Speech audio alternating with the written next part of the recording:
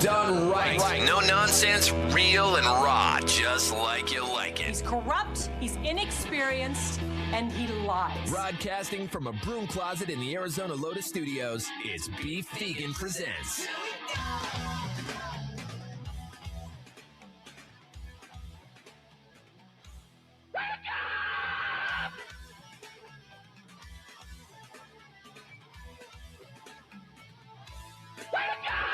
Yo, welcome back to the show. It's Beef Vegan Presents live on Rock 102.1 KFMA, streaming worldwide at KFMA.com on this beautiful Thursday, March 5th. Good morning, Kendall. Good morning. Good morning, Tucson. Thank you guys for tuning into the show. It's a very huge show planned for today. Today is GWAR Day. Oh, yes. In our podcast broadcast today, we're going to be joined by the one, the only, the alien, the icon, Blothar from GWAR, in our podcast broadcast, joining us live via stream, video stream. So we're very excited about that. That's happening in the podcast broadcast, but we're going to have a lot of fun and stuff to give away before that. Of course, all week long, we're giving away those tickets for Shinedown. I know you want those tickets. So your first opportunity today will be at 7 a.m.-ish. So be ready for those Shinedown tickets. On top of that, it's Thursday. We got a tap out for Mama Louise's. So we're going to be giving up to 100. Mamma mia. Yeah, exactly. We're going to be giving away $125 worth right. of gift certificates to Mama Louise's because they're $25 gift cards. Celebrating their 70th anniversary in business, as you know. And we have tickets for your Tucson Roadrunners, just to mention a few. All right. And then as far as guests are concerned, we're going to have Hannah from Death Free Foodie. Oh, you need to mute your computer right now. I hear my echo. Okay, yes, that is what's happening. Yeah, exactly. Right. Yes, that was because we were listening to the cover of Pink Pony Club You by... Yes, I was. Yes. Yeah. Don't act like you weren't enjoying it. No, I don't like hearing it through that speaker. I have other speakers. We're audiophiles here. I got music everywhere. But so we're going to have Hannah from Death Free Foodie coming in because the Vegan Night Market is this Saturday as well. And so excited about that. So jam-packed. Boom, boom, boom, boom, boom, boom. And I'm excited. You know what? Let's start off the today's show with our top story. You know the expression, mo money, mo problems? Yes. It's a lie. It's a farce. It's been a bill of goods sold to us for many years just to make us complacent with not having money because we're like, well, at least we have less problems since we don't have any money. Right. But the reality is the more money you have, the less problems you end up having because money will buy you out of said problems. Yeah. Absolutely. Now, actually on Friday, somebody won $330,000 here on Speedway in Pantano doing a pick five. Yeah, doing a lotto, right? Sometimes lottery winners aren't predetermined. And they're not connected to Epstein somehow. Like, I'll give you an example. There was a man in, I think it was Kentucky, James Farthing. Now, he won $167 million, a big Powerball jackpot, right? Now, what made James notorious is that he was a felon, with a long criminal history, in and out of prison. POS, dude. The crimes that he was involved in were always kind of petty, violent crimes, but violent crimes nonetheless.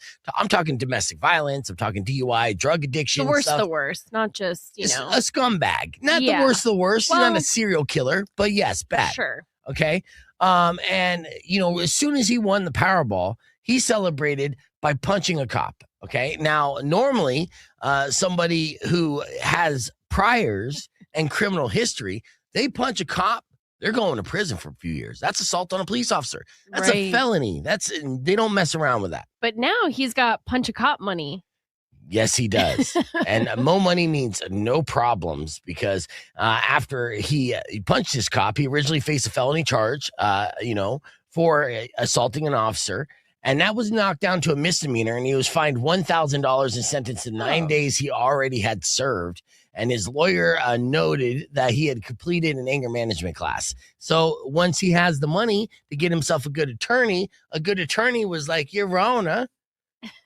That was all a misunderstanding. The cop ran right into his fist.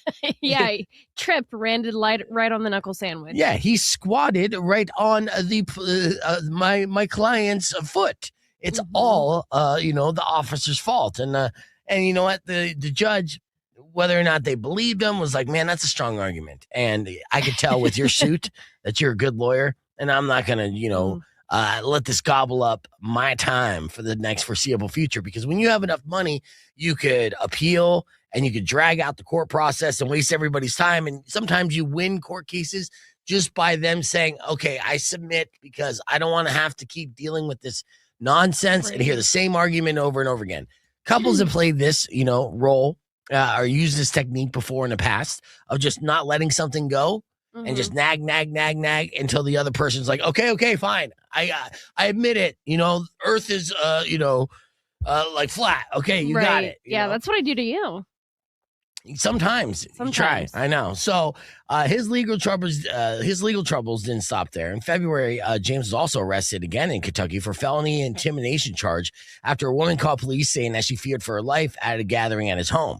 Now, officers also found a gun stuffed in clothes dryer along with ammo, marijuana, drug paraphernalia, and he'll be doing court again on April 2nd. So this is how the multiple felon celebrates winning the Powerball, and that's by committing multiple felonies. But at the end of the day, more money, no problems. Mr. Rich Man, James Farthing, will probably get a misdemeanor for that as well, some community service, maybe at like a daycare.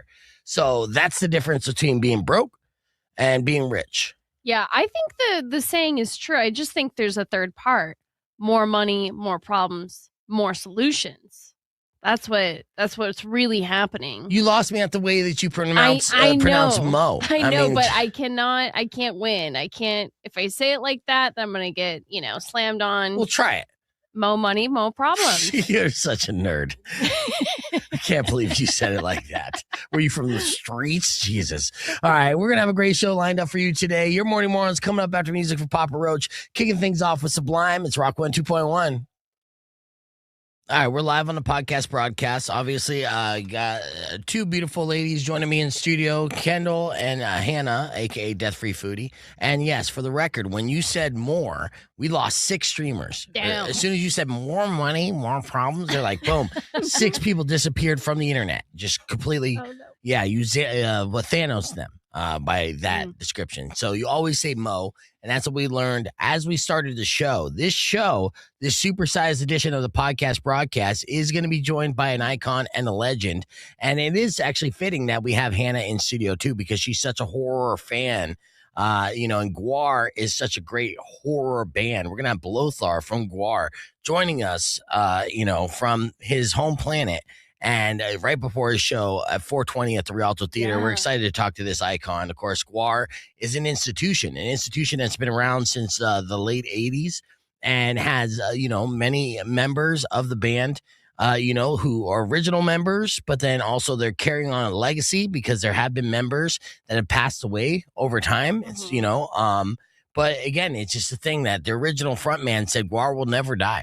Like, we will die and GWAR will live on. So it'll be interesting to see all the different incarnations of GWAR. All I really heard when you said that was, Kendall, you were right yesterday and I was wrong. Again, that was behind the scenes and off the air, so off the record, and nobody's going to believe you. So that's why I'm putting it on the record now. Yeah. Well, nobody believes you still. And of course, Hannah, a.k.a. Death Free Foodie, is doing a vegan night market this Saturday. So that's what we're doing. We're celebrating Death Free and then also talking to a band that sacrifices people each and every show. It just works out. Perfect. That fits the name of this show, Be Vegan, right? It's a contradiction in itself, but together it just makes so much sense. Beautiful. Yes, I know. And you love that too. You love the horror genre. You love the gore and you love watching, fictional people die all the time. Yeah. But when it comes to actual like living creatures, you're like, no, thank you. I'll eat tofu. Exactly. Don't mess with the animals. Yes, exactly. What about if it's people? No, well, it depends on the context. Fair. That's fair. That's fair. Yes. All right. So, yeah, it's a lot of stuff to get to and have a lot of fun. So thank you guys for joining us here on the stream. And yeah, she is glowing on this stream here with this light. Yeah. Yeah.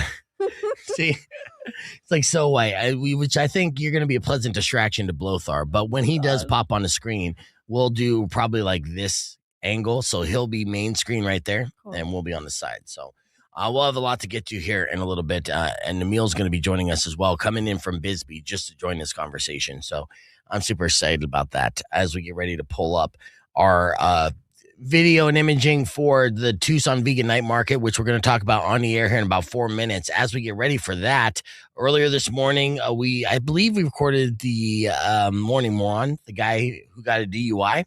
That could be this clip. We're going to find out right now and be back right after this. Check it out.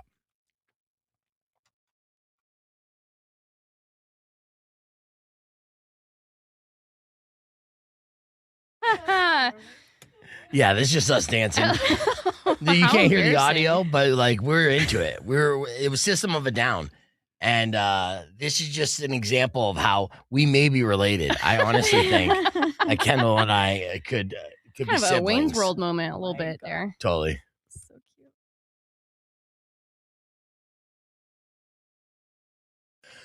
Rock 1 2.1 KFMA. Welcome back to Beef Vegan Presents. We got another round of TikTok Tells Me coming up in a little bit. And we'll be giving away up to $125 gift certificates to Mama Louise's Italian Restaurante.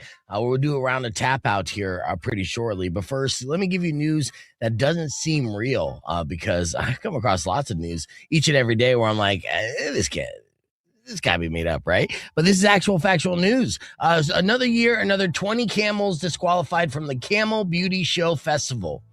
Yes, each and every year they have a camel beauty show. Didn't know this. It's happening. It happens over in the Middle East, and there are some beautiful camels. I get it.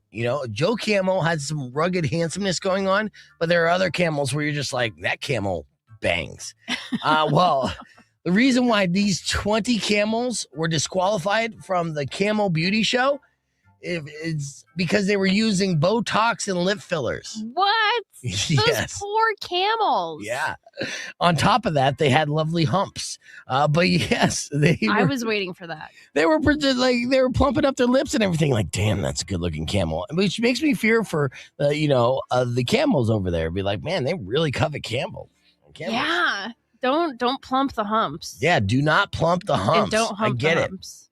Now, camel beauty contests are a big deal in the area where breeders compete for big prize money and valuable breeding rights. It's kind of like a horse show, right?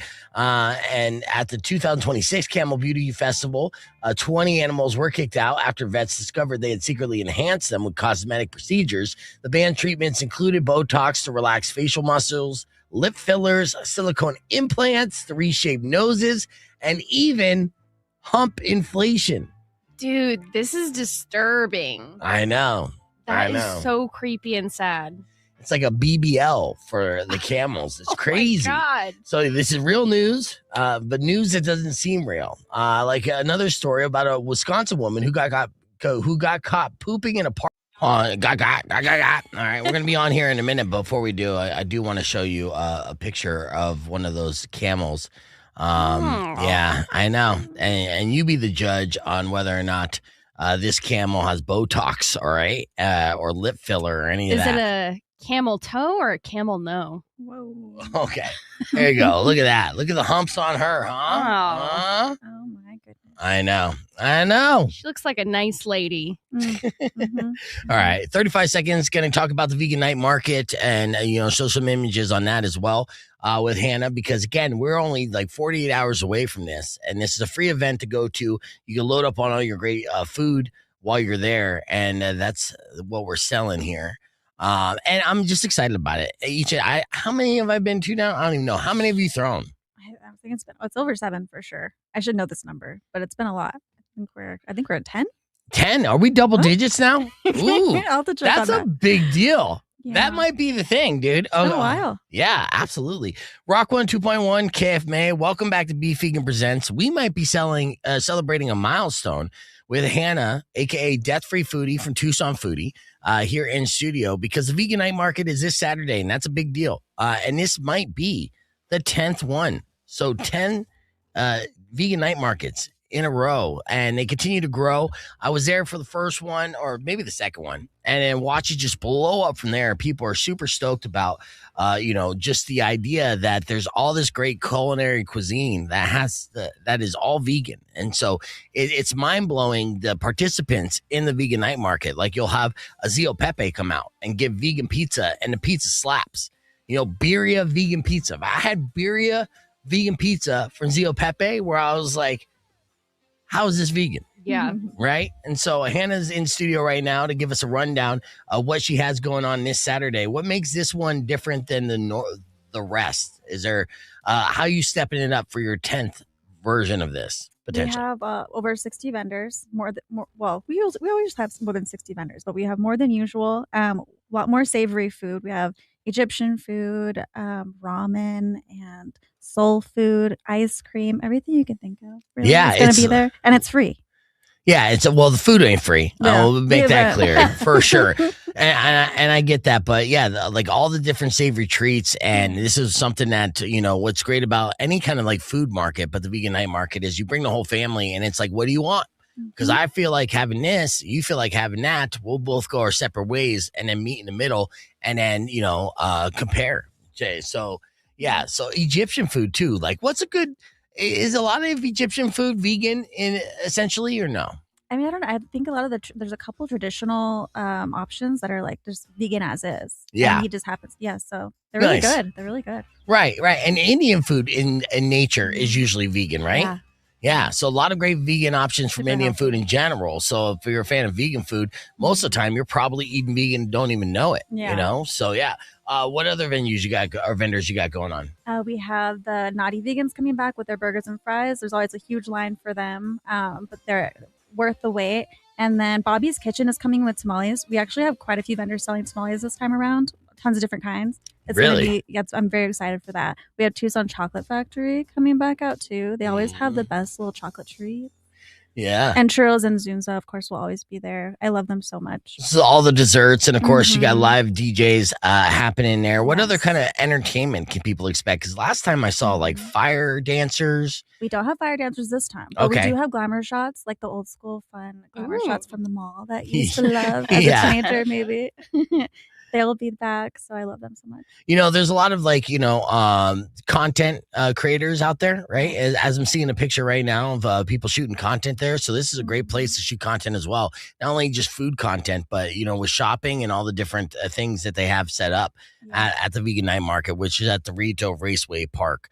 Have you been to the Vegan Night Market yet, Kendall? I have not, but I was just checking out the weather, and it's going to be perfect weather. Like last weekend, it was super hot in the 90s. Yeah. It's going to be nice and cool this weekend. Oh, so yeah, you lucked out on that. Yeah. Absolutely. Bring your dogs out. Yeah, bring your dogs out. Yeah, it's dog friendly as well. What would you recommend? Some tips and tricks for people going to the night market as a consumer and stuff? Because there is going to be lines. You want to prepare for that. So, what are some tips that you can give our audience to get like a heads up? Bring your shopping bags. Bring your reusable bags because there are tons of makers to shop to. Tons of local shops selling. Nice. Bring comfy shoes, of course. But I think just bring your empty tummies. Yeah, and prepare to eat a lot. What about parking? Parking's free? Parking is free. There's a huge parking lot. So get there early, I recommend, but you'll be just fine. Huge parking lot. Yeah, I've never had an issue with parking there. I always found a spot like right there, and I'm like, all right, perfect parking. Yeah. There was only one time that somebody backed into like a hydrant or something. Yes, that was wild. Yeah. That was good. It kind of flooded things. I was going to say, it just popped off then. And Yeah. It like dented the car. It was wild. Yeah, and we talked about the pink tacos that they were going to have there, the vegan taco spot or the vegan taco joint. So shout out to them. They're the best. Yes. And who's some other new vendors that you have this year? We have, let's see, Abstract Aquariums and Cafe. Okay. They're new. I still haven't been out there, but they're bringing really yummy drinks. Nice. Also, let's see here. It's called Bar La Pachanga. They're bringing these most gorgeous mocktails. So we might not have alcohol, but we have really gorgeous mocktails. So pregame a little bit and then come out and grab cute little mocktails. Bring a little flask, That's You're like, this is a great mocktail. You know what make this better? Yeah. A little vodka. Boom. Yeah. But and Transit Tea will be back out. Yeah. We have lots of different beverages and sweets and savory. Yeah, absolutely. Something for everyone this Saturday at Rialto Raceway Park. The Vegan Night Market goes from 6 to 10. Get there early, and that way you have your pick of the litter, basically, whatever you want, whatever your heart's desire, whatever you crave, and even new things that you've never tried before. There are vegan options available in literally all different types of genres there. So to get more information, you can do that at TucsonFoodie.com or just follow at DeathFreeFoodie on Instagram. Fantastic content constantly being cranked out by Miss Hannah. We're going to keep this conversation moving on to podcast broadcast and be ready for our guest, the legendary Blothar from GWAR, who's going to be performing at the Rialto Theatre here on 420. So stick around and join us, youtube.com/beefvegan. Clear. All right. With that said, I'm going to grab Emil, right? And so Emil's here. But yesterday I put together the produced version of the phone call that we got from Heather, right? So Heather calls in for an F My Life, tells us her F My Life situation. She apologized to her boyfriend for cheating on him multiple times, but 15 years after the fact, right? And he didn't give her the response she necessarily needed for closure. So I pretended to be the boyfriend, and we reenacted this apology call and to give her the closure that she needed. And hopefully I delivered, and she found said closure. I don't know. I mean, you guys be the judge in this clip called "She Cheated on Her Boyfriend." Check it out. I can hear you now. So you're on the air. What's your name, and do you have enough My Life for us? Yeah, my name's Heather, and my F My Life is that I called my ex that I broke up with like 15 years ago to try to apologize to him. He said, "Nah, I'm cool. Take care." So what were you apologizing for? Just the relationship. I used to be like a really crappy person and like cheat, so I wanted to like apologize about that. 15 years later, Heather? That's a long time. The statute of limitations have long passed on that one. You know? I know. I've been trying to find a way to contact him, and I just it just stumbled upon me now. So it's been something I've been trying to do for the past 15 years.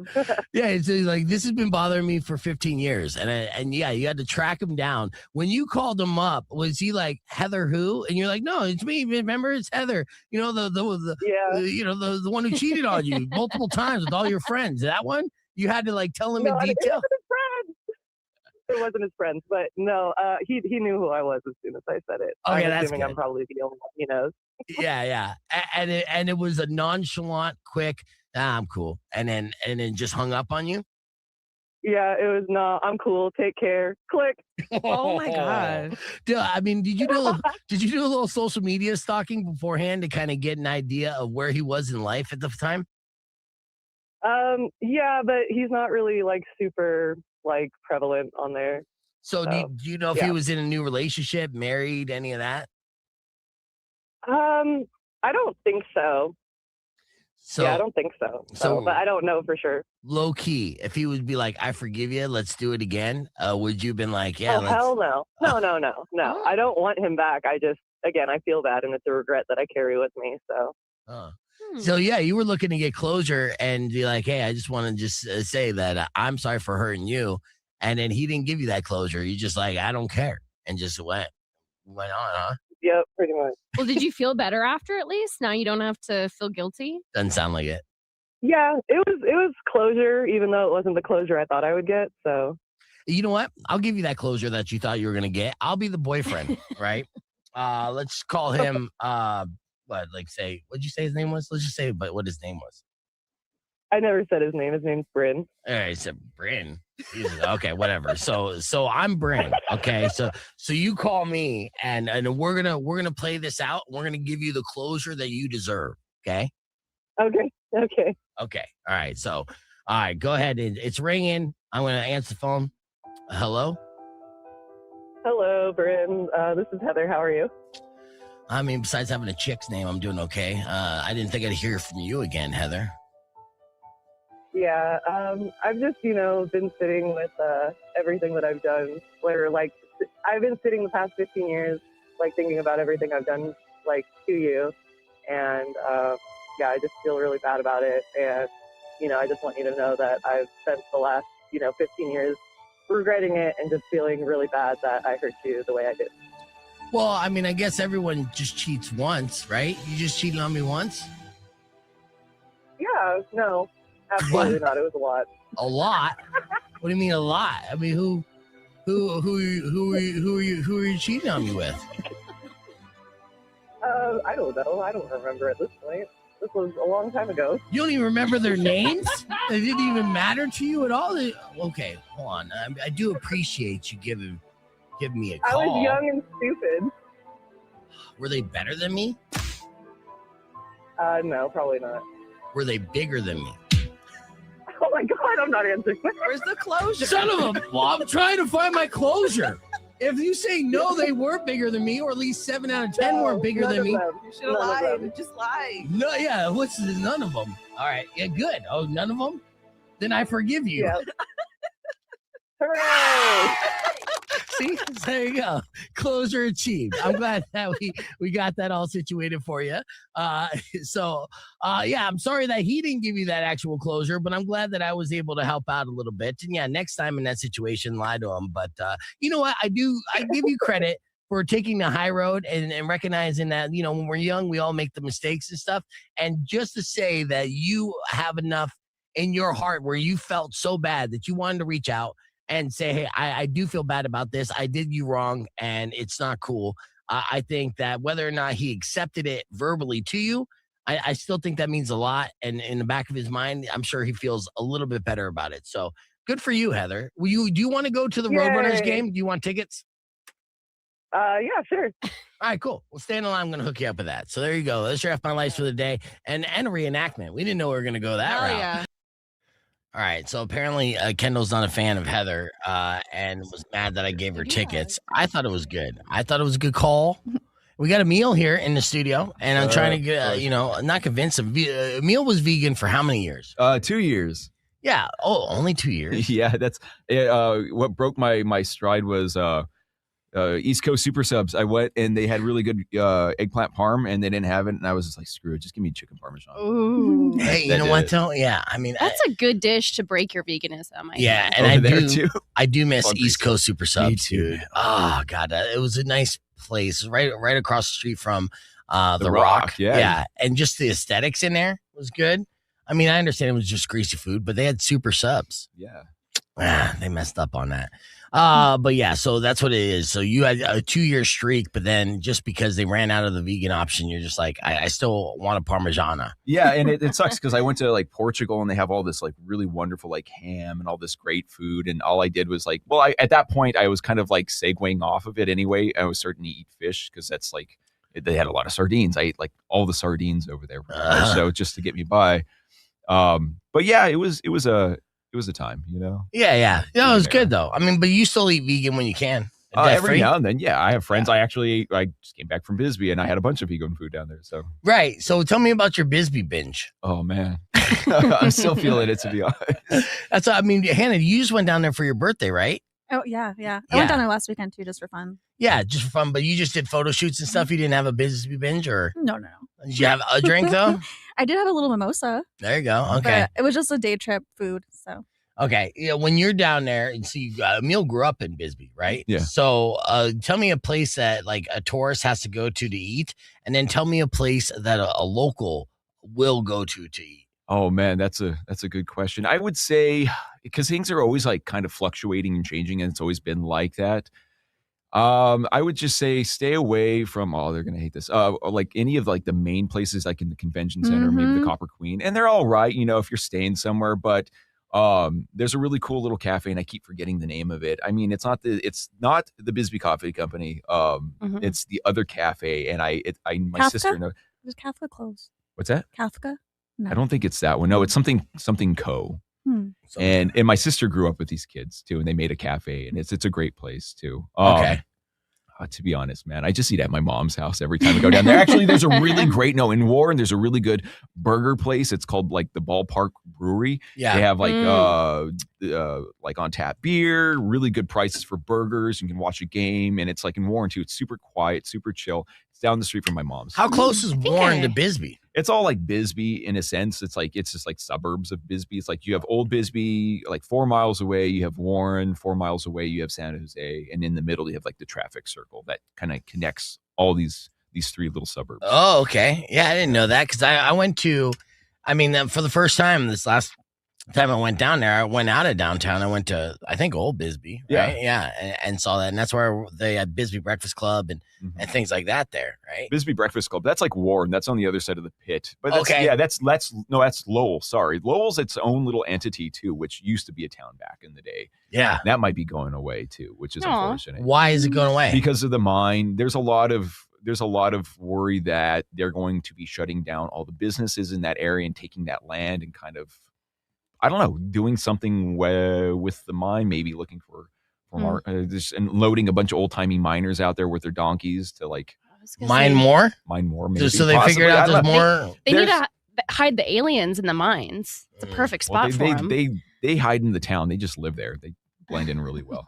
But yeah, there's a lot of talk about how much like mineral deposits are still in the mountains.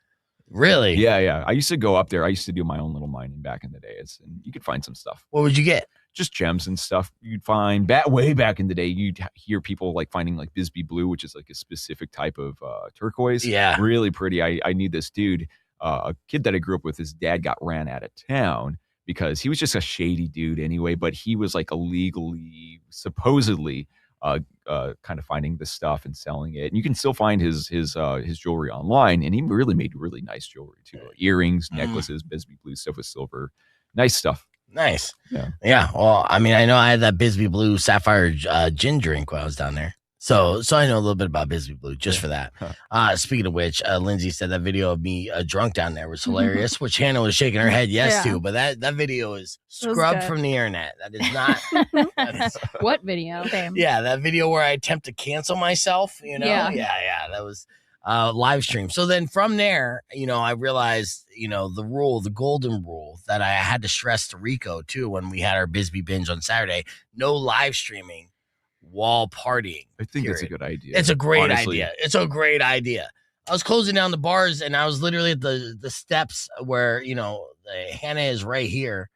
But at night and yes. And then talking it up. But it was because that's such a famous stairwell. I was like, oh yeah, I got to shoot something here out of my mind. But yeah, if you saw it, then consider yourself lucky. Because that was scrubbed and deleted. It's not even on my phone. You were hilarious. It was and the good. internet's forever. Somebody's got it out there. I don't know. Just waiting. I have the screen recorded. Just waiting for Beef's political career to start waiting. up to be like, hey, guess what? I got some blackmail on you, buddy. It was not bad. I cringed at myself. I cringed at all the non-friends I made during that time. I'm just blocking the stairwell, just looking like a hot mess. You're like, hey guys, you can walk around that way. Yeah. No, I literally live up this way. You have to get out of my way. Yeah, in the middle of something. Oh no, I know.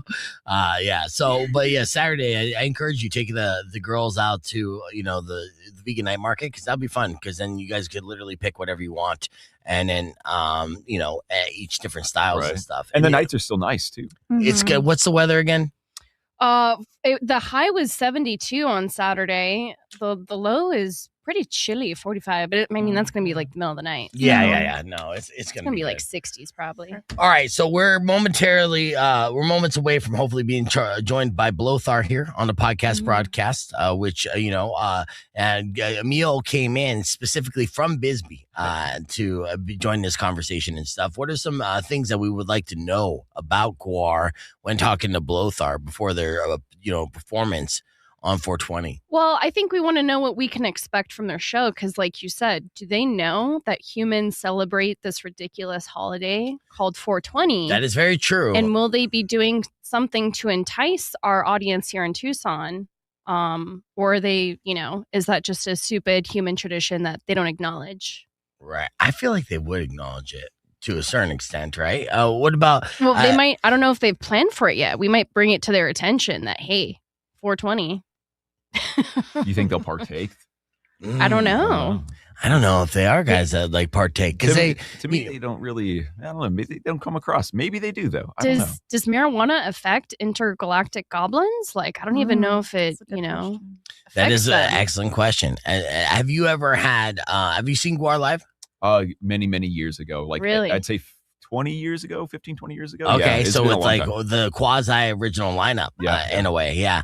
What was your takeaway? How old were you first off? I was in my 20s at that point. Nice. And yeah, there was like the prime time to go see him too, especially with the different lineup.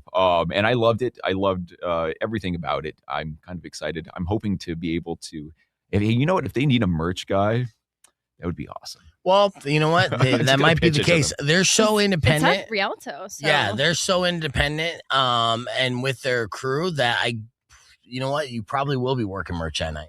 That's what Emil does as one of the side hustles is at Rialto Theatre. Yeah. If you recognize Emil from Rialto. Like, don't touch my shirts. Yeah, so hopefully you'll be on here soon. In fact, actually give him a follow-up email, and as we get ready for that.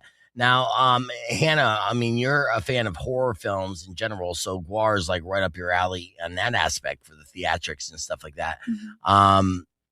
What would you want to know about GWAR, or what inspires them as far as the horror aesthetic of them? I would just like to get more like behind the scenes of like them getting ready. Okay, yeah. So that would be interesting to me. I mean, that's the thing. You know what? Not only just getting ready, but travel. Yeah. Right. Yeah, I mean, that's the thing. It's just like you're packing on a lot. In fact, actually, Blothar joining us will be in full aesthetics. There's a man behind the alien, all right? But they're just like, well, if it's video, then I guess we'll do the video thing and we'll, be full-blown alien. We'll show ourselves. That's amazing, though. I'm glad. It's a lot of work.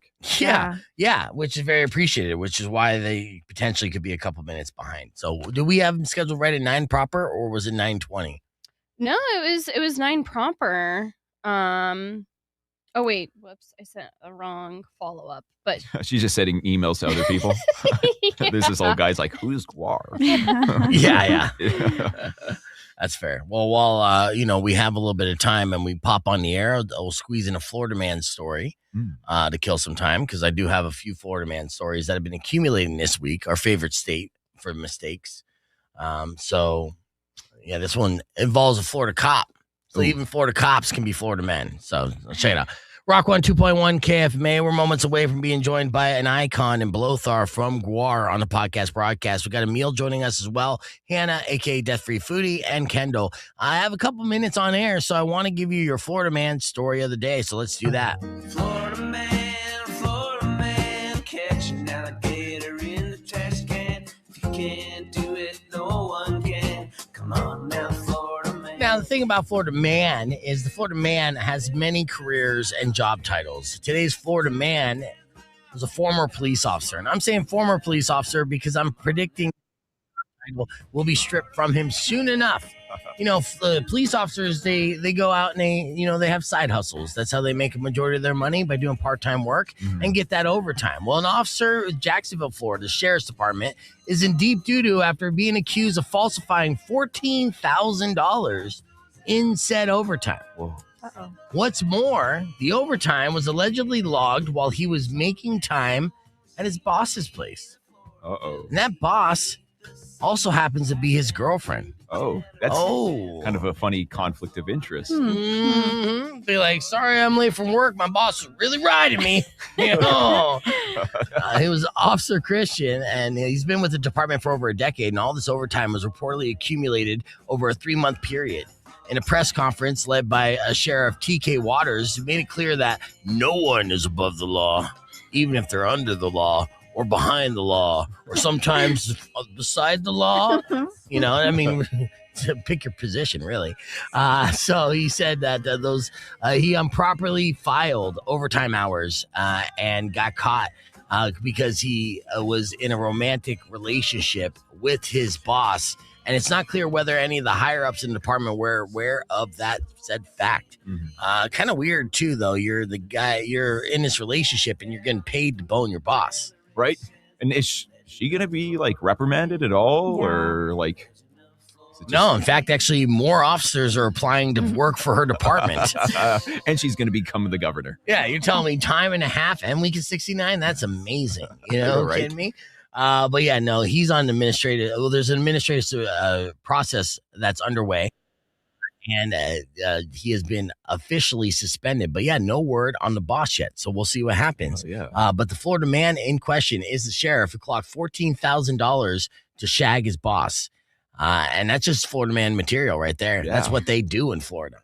Well, seriously, my boss doesn't even give me overtime, and I gave her flowers. I was gonna say, have you tried? Oh, I try all the time. All right, so there's your Florida man story of the day. We're going to keep this conversation moving on the podcast broadcast. We'll be joined by Blothar from GWAR when we return. It's Rock 102.1 KFMA. All right, so we have a time zone issue. Okay, what was that?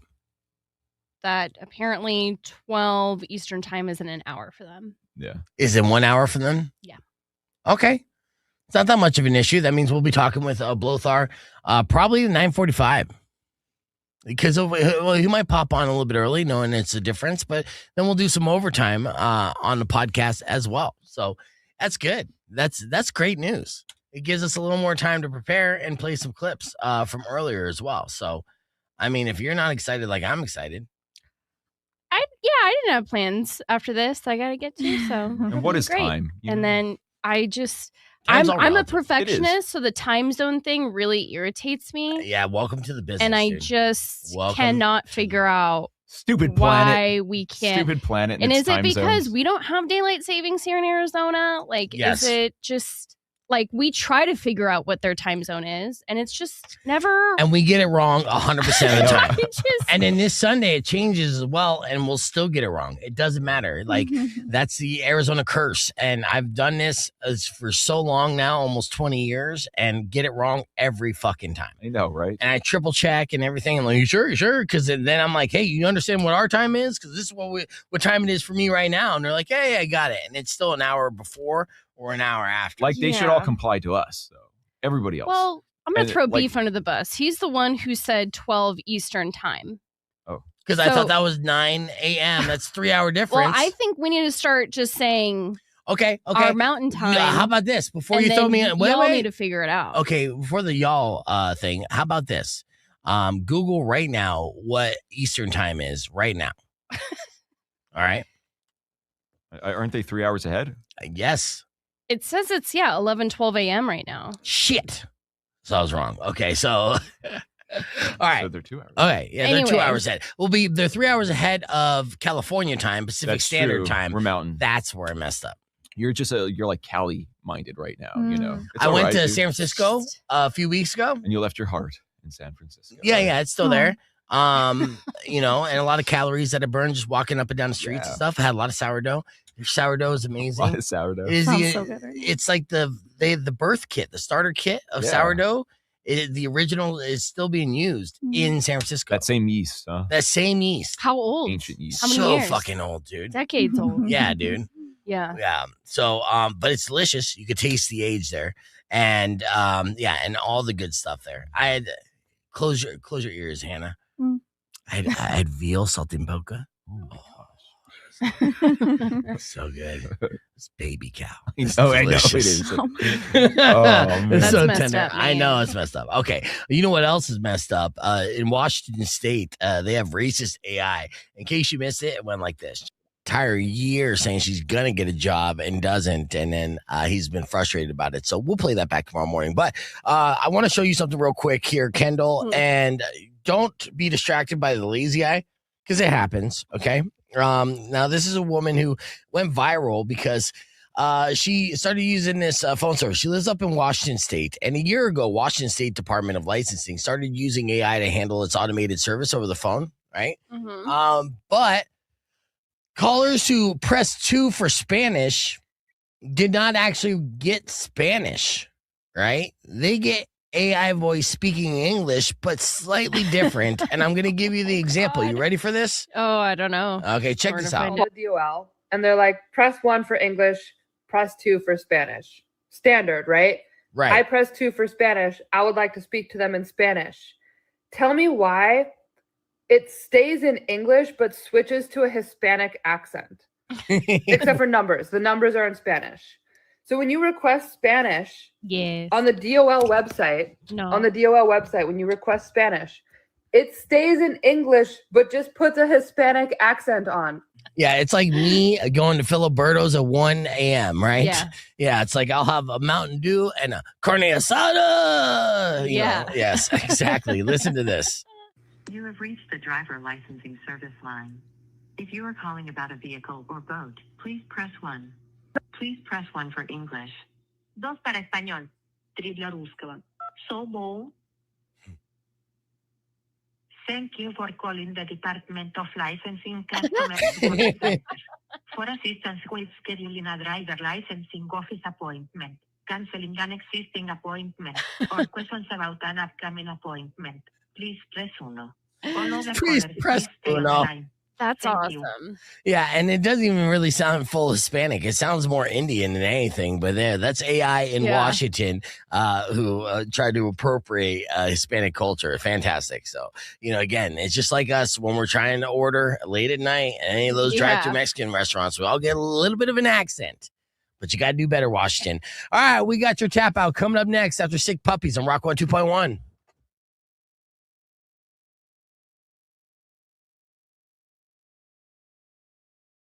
You can't process flat enchiladas and the difference? Here, let's see if I can do like a little side-by-side. Order both and send them right here. Meal needs food, I think. No, some water, I ate a some lot. coffee. I ate a lot No? of food this morning. Yeah, I just like scarfed and then I hit the road and then I ate some more in Benson. And It's just the sleep then. That's what yeah, you need. it's I need sleep. Are they New Mexico style? They might be New Mexico style. Yeah. So flat enchiladas. So I was talking about going to KG's West Side Cafe after the show. Shout out to KG's. Love them. And there's a couple places I've seen flat enchiladas on the menu where I'm like, huh. And KG's was one. When I took Kendall out to breakfast one time, lunch, she housed a burger that made her look like like Wembley from Popeye. Like it was impressive, dude. Mhm. I was halfway through my breakfast Burgers, and she was pay me just in like, burgers. yeah, she's dabbing her fucking face like, oh my God, dude, did you even chew? And then again, later on, we went to Baja Cafe with Rico. Oh, I know. And Rico like took one bite and then he looked up and he's like, oh my God, your food's gone. I know. Yeah, man. Yeah, I ain't yeah. playing. I mean, I imagine horrific things would be punishment for purgatory. I think being your butthole would probably be the worst thing, worst punishment ever. Because I mean, the stuff that the carbs that you've housed and be able to just woo. All right, sorry, that was a little too No. descriptive. Yeah. Okay. You know what? It's fine. There's no complaints. Okay, That's mental not how the images cause and out. effect works for that. Oh no, just like I mean, it has to be a brick at some point, right? No. No. All right. Her butthole Well, is just anyways, fine. she eats like a champ, That's dude. right. She It's a eats great conversation. Yeah, she eats like my 300-pound guy friends. You know what I Yeah, mean? nice. And you put them to shame. It's impressive. It I've is always wanted to have a travel food show and do like woman versus food. right. We had man versus food. Why couldn't Do it, you know? do it. Yeah. You could. It would be. There would be a negative physical effect to you. The reason why Man versus Food turned into Man versus Food Nation, whatever, is because Adam Larson or something.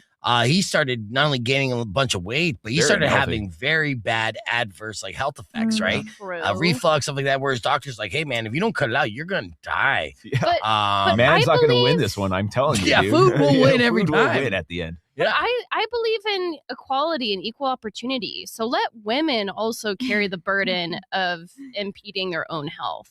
Yeah, That's let us only have the fair. heart problems too. Start a YouTube Yeah. channel. Yeah, I guess. Yeah, women could have heart problems, but like, Yeah, we wanna you wanna- be- You want to strive for that? Yeah, we want to be idiots too. I mean, there's a good chance if you keep this up, you will be an obese woman. Not in Oh your my 30s. Once you cross 40. I will say I've been trying to be really good because we're going to Mexico this summer. Yeah, exactly. You gotta keep that beach body Until going on. then, I'm trying to do my best to be like, I gotta look smoking. Right. Yeah, and that's why I got my treadmill and everything. I'm currently training just for Mexico. Oh, I'm yeah. training for getting drunk on the beach, at the pool, and everything because I want to look like okay when I take my shirt off, and and then have tons of sex. How So, has been the treadmill? it's been good, but you know what? I was like the other morning, I was like, I got an idea. When I wake up, I'll start the day with a treadmill because I've been treadmilling, just like putting on TV, and because I could move my treadmill anywhere in my condo, so I'm like, just put it right in front of my TV. I'm like, cool. I'm not doing anything anyways, or I'm editing and doing stuff like that. I'm trying to multitask. I tried playing a video game while doing that. That didn't necessarily work, so I'm not doing that again. But I was like walking in Red Dead Yeah, I was Redemption. going to say, you just like super immersive. You Yeah, know? yeah, it's like Wear a VR, cowboy dude. hat you got at the rodeo. Yeah, dude, your I'm walking walking from Amarillo all the way to Blackwater. That's a big hike, too. Yeah, it is. But I'm Good for just you. walking along. Anyways, I was like, okay, I'm gonna get some cardio in before I get ready for work. And this way, I should kind of jolt myself awake, right? It's like kind of physical caffeine before I get my caffeine in me. It's a good, healthy way to start the day. Yeah. And so I'm doing this and I'm still not that awake. And then I'm like, okay, well, I got to speed this up. I'm going to start jogging, right? Instead of just like speed walking. So I start jogging, but I'm still like kind of like my eyes aren't open. And basically, long story short, like I ate shit. Like my foot went on to the side and then I was like, boom, and then I had to catch myself. And this is at 4:45 in the morning. I'm like screaming and like trying to save my life and almost flew out my sliding glass window. So it was not great. And but you woke up. It was a good caffeine. The adrenaline did kick in, but not going to do that again. I'll just wait till after the show. That's all right. Yeah. No more fasted cardio for you. Yeah, I have to be fully awake because my treadmill that I got was a $300 treadmill. That's what I was wondering how long it's gonna last. Exactly. Is it one with like the little hand rest up here you could put stuff, or is it just like the bottom part? It's not a walking pad, no. So Okay. I was gonna get a walking pad, but then upon investigation, I realized I'm too heavy for a walking pad. For long-term sustainability, they're just like, you're too fat for this. So I'm like, okay, I gotta get a treadmill. And so, yeah, it's a treadmill with handles and you got little drink holders and a little screen. The screen just gives you a couple details. It's very basic. Right. But $300 and it folds up. Pretty good. Yeah. Because they bring it in here. Just do some radio and walking at the same time. I can't fit it in my car, but Rock 102.1 KFMA, welcome back to Beef Vegan Presents. I am a treadmill guy now. And I'm working on that cardio. It's good. My goal is to be able to just hit Mount, Tumamoc? Or it's not even a mount.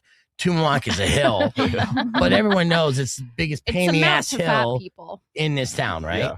You do Tumamoc, Anna? Yeah, I do it often. Often, Yeah, right? not often enough, but I love it up there. Okay, but you go up, you all the way to the top, and then no stopping, right? Yeah, I take a couple stops here and there. I like to Okay. take pictures too, so that's like a good excuse. That is a great excuse. My excuse usually is like, I want to learn about everything that I see as far as these signs. I need to stop here and read everything, right? What is a deer mule? Yeah. So you're just like pouring sweat and like, Yeah, I'm not struggling at all.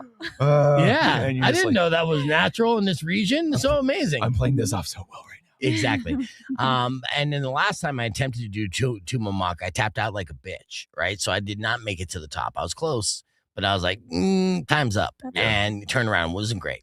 And so the woman I'm dating is very fit, right? She goes to the gym like 5 days a week. Dang, good. Yeah, that's great. It's like, but at the same time, I got to keep up with that. And that's not necessarily where I'm at. So now I got this treadmill, and the goal simply is within a week now. I had a 2-week limit where I was like, 2 weeks, we're going to go up to Tumamoc and I'm going to hit that top. I've been to the top before, right? So I know it can be done, and I know I could have done it if I would continue to push myself, but I didn't want to. So that's the goal the next time. I'm just going to be able to walk, but I'm a treadmill guy. That $300 treadmill right now is holding up. Thanks, man. I know. You believe in me more than Britney Spears? Wait, what? Does she believe in you? Love that segue. No. Do you believe in me more than people believe in Britney Spears and being clean and sober? Oh no way, she's a mess. Yeah, you might be Poor right girl. about I that. feel bad Breaking news, Britney Spears did it again. She was arrested in California just weeks after being spotted breaking the law while driving. What was the reason she got arrested for this time, Kendall? She got a DUI. It was blame it on the alcohol. Another Dewey on a Wednesday night. She's partying on a Wednesday night. That's when hardcore. Pretty early too. It was like 9:30. They said that she got pulled over. Damn, dude, 9:30. Yeah. You know how wrecked you got to be at 9:30 get pulled over for a DUI? To be driving raggedly at 9:30 because they're not even looking on a Wednesday. Yeah, they're not looking at that. They're not suspecting that 9:30 on a Wednesday night in LA. What other details are coming out from this? Have you seen anything? She was released earlier at like 3 a.m. Earlier this morning. So that's all the details they've released. But like TMZ just reported this like an hour ago. So it just hit the news cycle. So I don't know if there's much more information. Right. But yeah, it's rough. What's the theory behind these like child stars and stuff, and why are they so wrecked? We're gonna do this right now. Yeah, we they're got time. all molested. It's unfortunate. No, it's the truth. Disney kids, man, they went through it. Look at Dan Schneider. That guy is a monster. That's Nickelodeon right there, but he did a number on a multitude of little girls. And Disney's no different. And you can get into like the MK Ultra thing. You can get into the theories that might not be Britney Spears. There's a lot of different things out there that at this point in the world, they all make sense. I know David on our streams like clone Britney. Yeah, that's not Britney. Yeah. Well, if this is the clone Britney, then they cloned her wrong. You know, Britney, you got the wrong one. I mean, at least the clone Avril Lavigne got her life together. You know, I mean, bad taste in men, but with Chad Kroeger.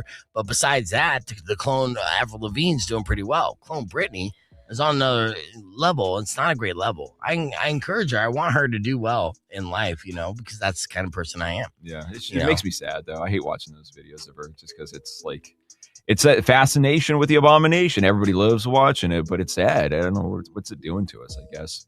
I know. Leave Britney alone. The sad thing is, this story is front page news above the Iran war. I know. It's and the Epstein list. But this is our focus. This is our focus. I know, right? Nobody's like in jail because of all of this horrible stuff with the Epstein list.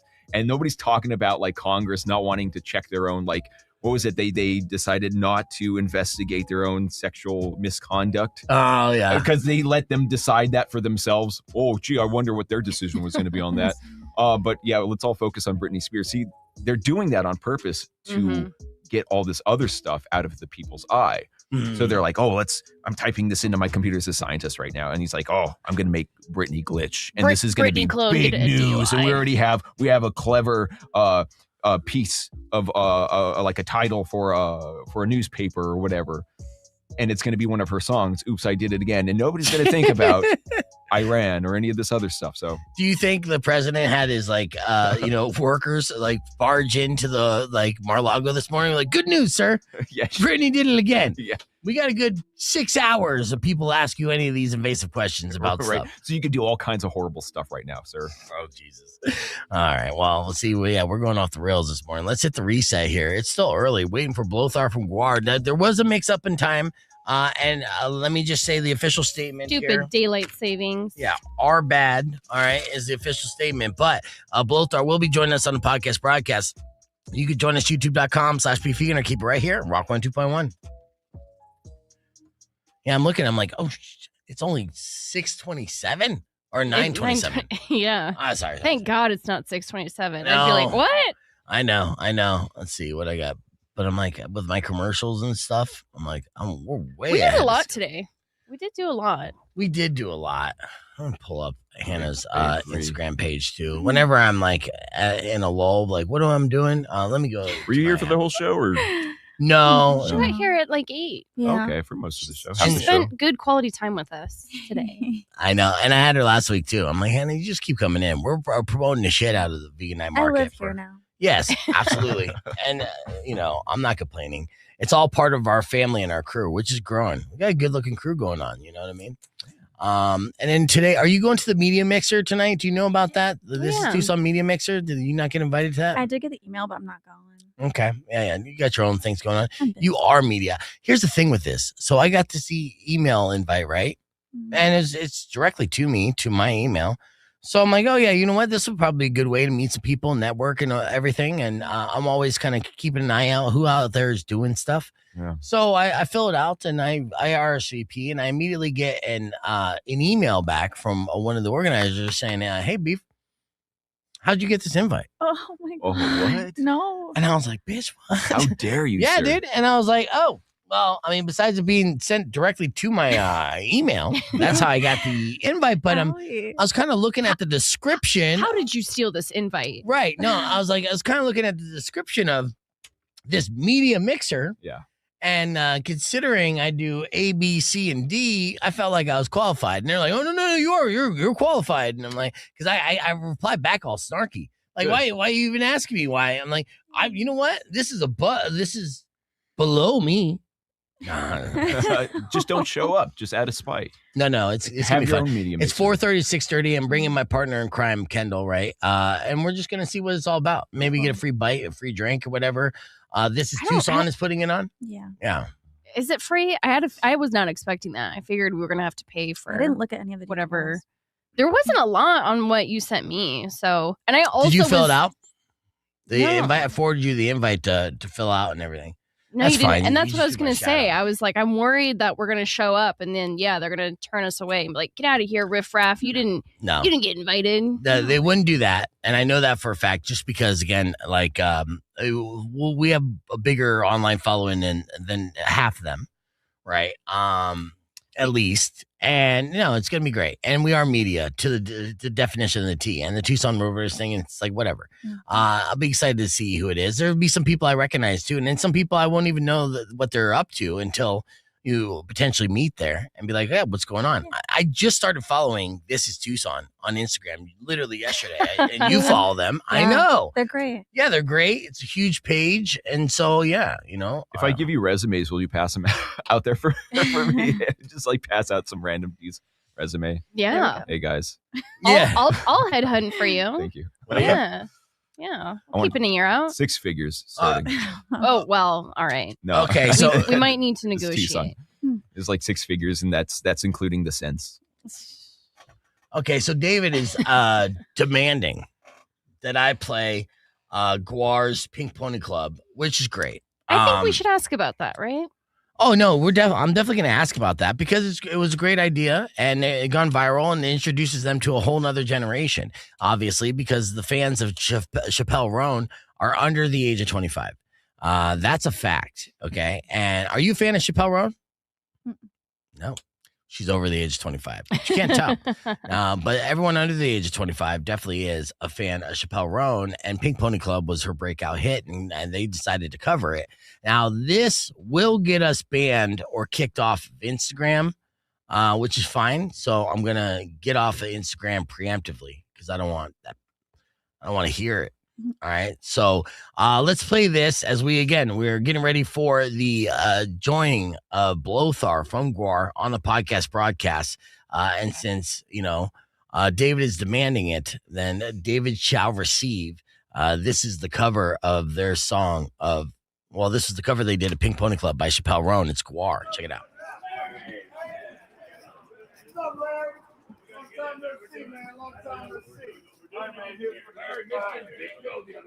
Hey, Ray, hey, I got a tip for you. Stay out of the music business. There you go. It smells so clean.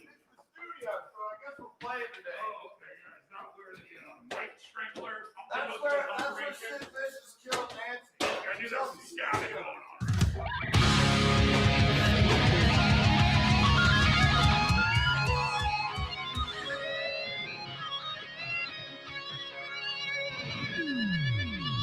I knew you wanted me to stay, but I can't ignore the crazy visions of me in LA.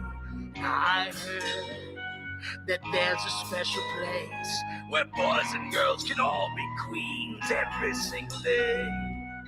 I'm having wicked dreams of leaving Tennessee. Here's Santa Monica, I swear it's calling me. Won't make my mama proud, I'm gonna cause a scene. She sees a baby now, I know she's gonna scream. God, what have you done? You're a pink pony girl, and you dance at the club. Oh, mama, hey! I'm just having fun on the stage in my heels. It's where I belong, down under Pink Pony Club. I'm gonna keep on dancing at the Pink Pony Club. I'm gonna keep on dancing down in West Hollywood. I'm gonna keep on dancing at the Pink Pony Club. Pink Pony Club. Lava. Dogs are on the floor. Lava's in the bathroom and a light outside the door. Black lights and a mirror disco ball. Everything's another reason why I love it all. I think my wicked dreams, the year from Tennessee. Here's Santa Monica, and get too good to me. Will make my mama proud. I've got a clouds of sand. She sees a baby girl. Why does she gotta scream? God, what have you done? You're a pink pony girl. I can dance at the club. Oh, mama. Oh, I'm just having fun on the stage in my heels. It's where I belong, down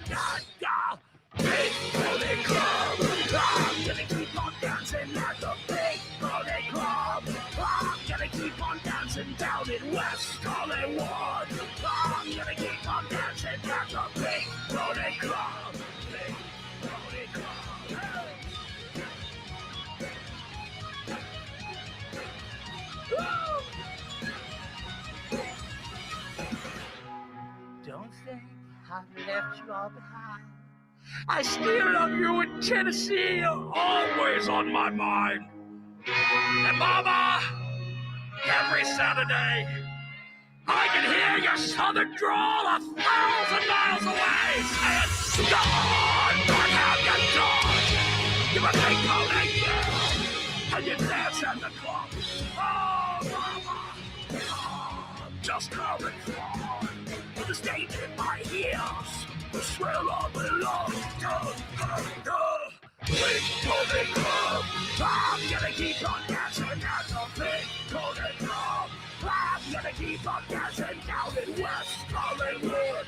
I'm gonna keep on dancing at the big pony club. Big pony club. Hey.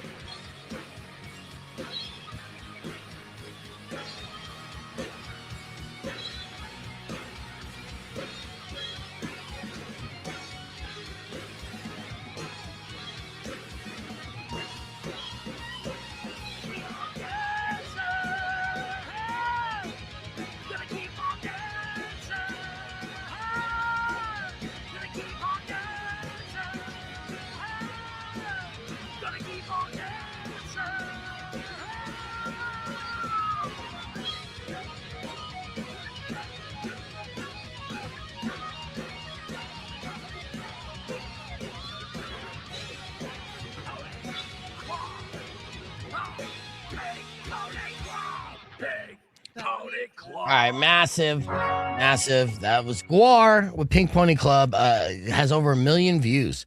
That video, fantastic work by GWAR, introducing them to a whole nother generation and genre of fans and stuff. So when we talk with Blothar, we're definitely going to ask him about that. Whose decision was that? Was that AV Club's decision? Was that GWAR's decision? I want to know. All right. They say, it's your favorite artist, but I guess it's also your favorite alien's favorite human. That's right. Now, look, AI is out of control, obviously. There's a lot of AI slop, but sometimes AI does some really good work here. And this is my favorite clip of the day. Someone imagined, what if a baby did stand-up? What would that be like? And have this awesome video that I want to share with you. You're going to love this, Hannah. All right, check this out. Breastfeeding is weird as hell, bro. I mean, my food comes out of my mom. What is that all about? Like, is she supposed to be my parent or my fucking friend? My mom said I have to start potty training. I'm like, excuse me? You want me to go to another room and sit on a cold seat instead of shitting comfortably in bed? Are you fucking serious? That's right.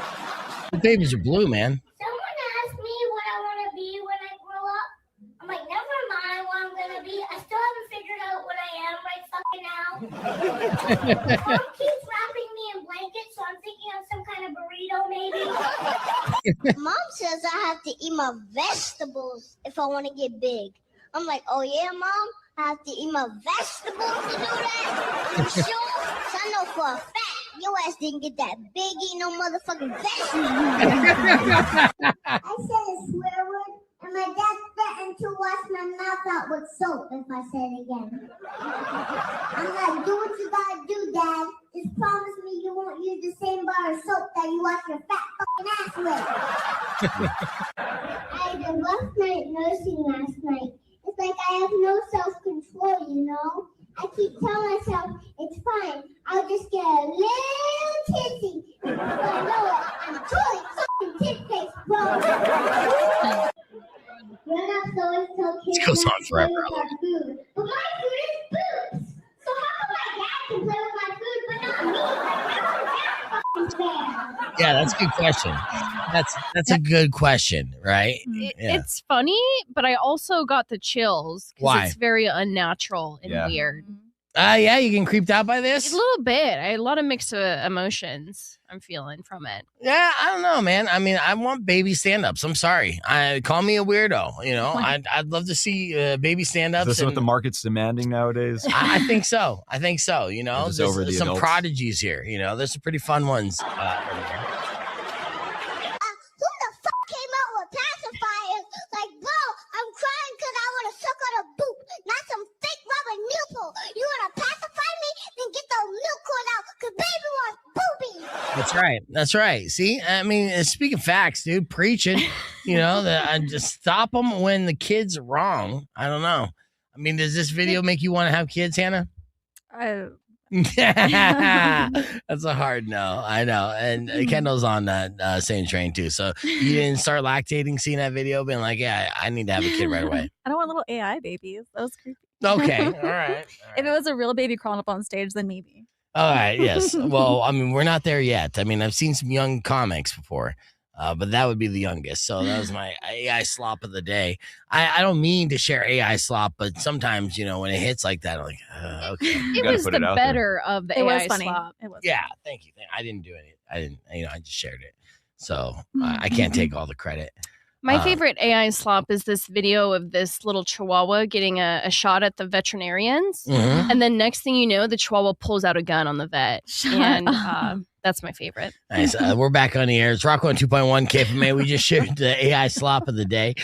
Since I do have a married man in the building, and you know, I have a couple women in and out of relationships. Let me ask you about these trends that are growing. There's growing divorce trends that are happening around the country. But they're not actual divorces. They're just calling certain things that they're doing a divorce of sorts. We've heard of sleep divorce before. That's where couples sleep in different bedrooms. And that's probably because one is probably like a loud sleeper and it makes their relationship sustained. Yeah. I know my last relationship was a contentious point. It was my sleeping and snoring and apnea was so abrasive that it got to a point where she hated me over it, right? And something I couldn't control. Sleep divorce probably would have, bought another 6 months onto that relationship. Was she really like hostile towards you with it? It was in the list of 20 reasons why she was done. Really? Yeah, She but just it was couldn't- up there. It was in the top 3. No empathy. No empathy. Yeah, dude, it was a brutal list. I'm just like, Jesus. A lot of it was projecting. I'll be real with you, because read this list with an open mind, being like, okay, great. This is a good how to be a better person and boyfriend and whatever. And then half of it was like, oh, come on, that's just nonsense. Yeah. I mean, I'm open-minded here, but give me a break.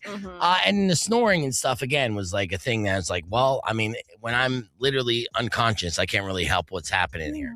But enough about me. Let's get into these divorce trends. Now, sleep divorce, again, I just threw out there as an example. A new dating trend is the alpine divorce. Okay. And now this has gone viral on TikTok after a woman claimed her boyfriend left her on a mountain hike and racked up mountains of views. So basically, the alpine divorce, and many women come forward on social media, share similar stories on this. The term refers to one partner, usually a man, abandoning the other in a remote or dangerous outdoor setting, sometimes with fatal results. Yeah.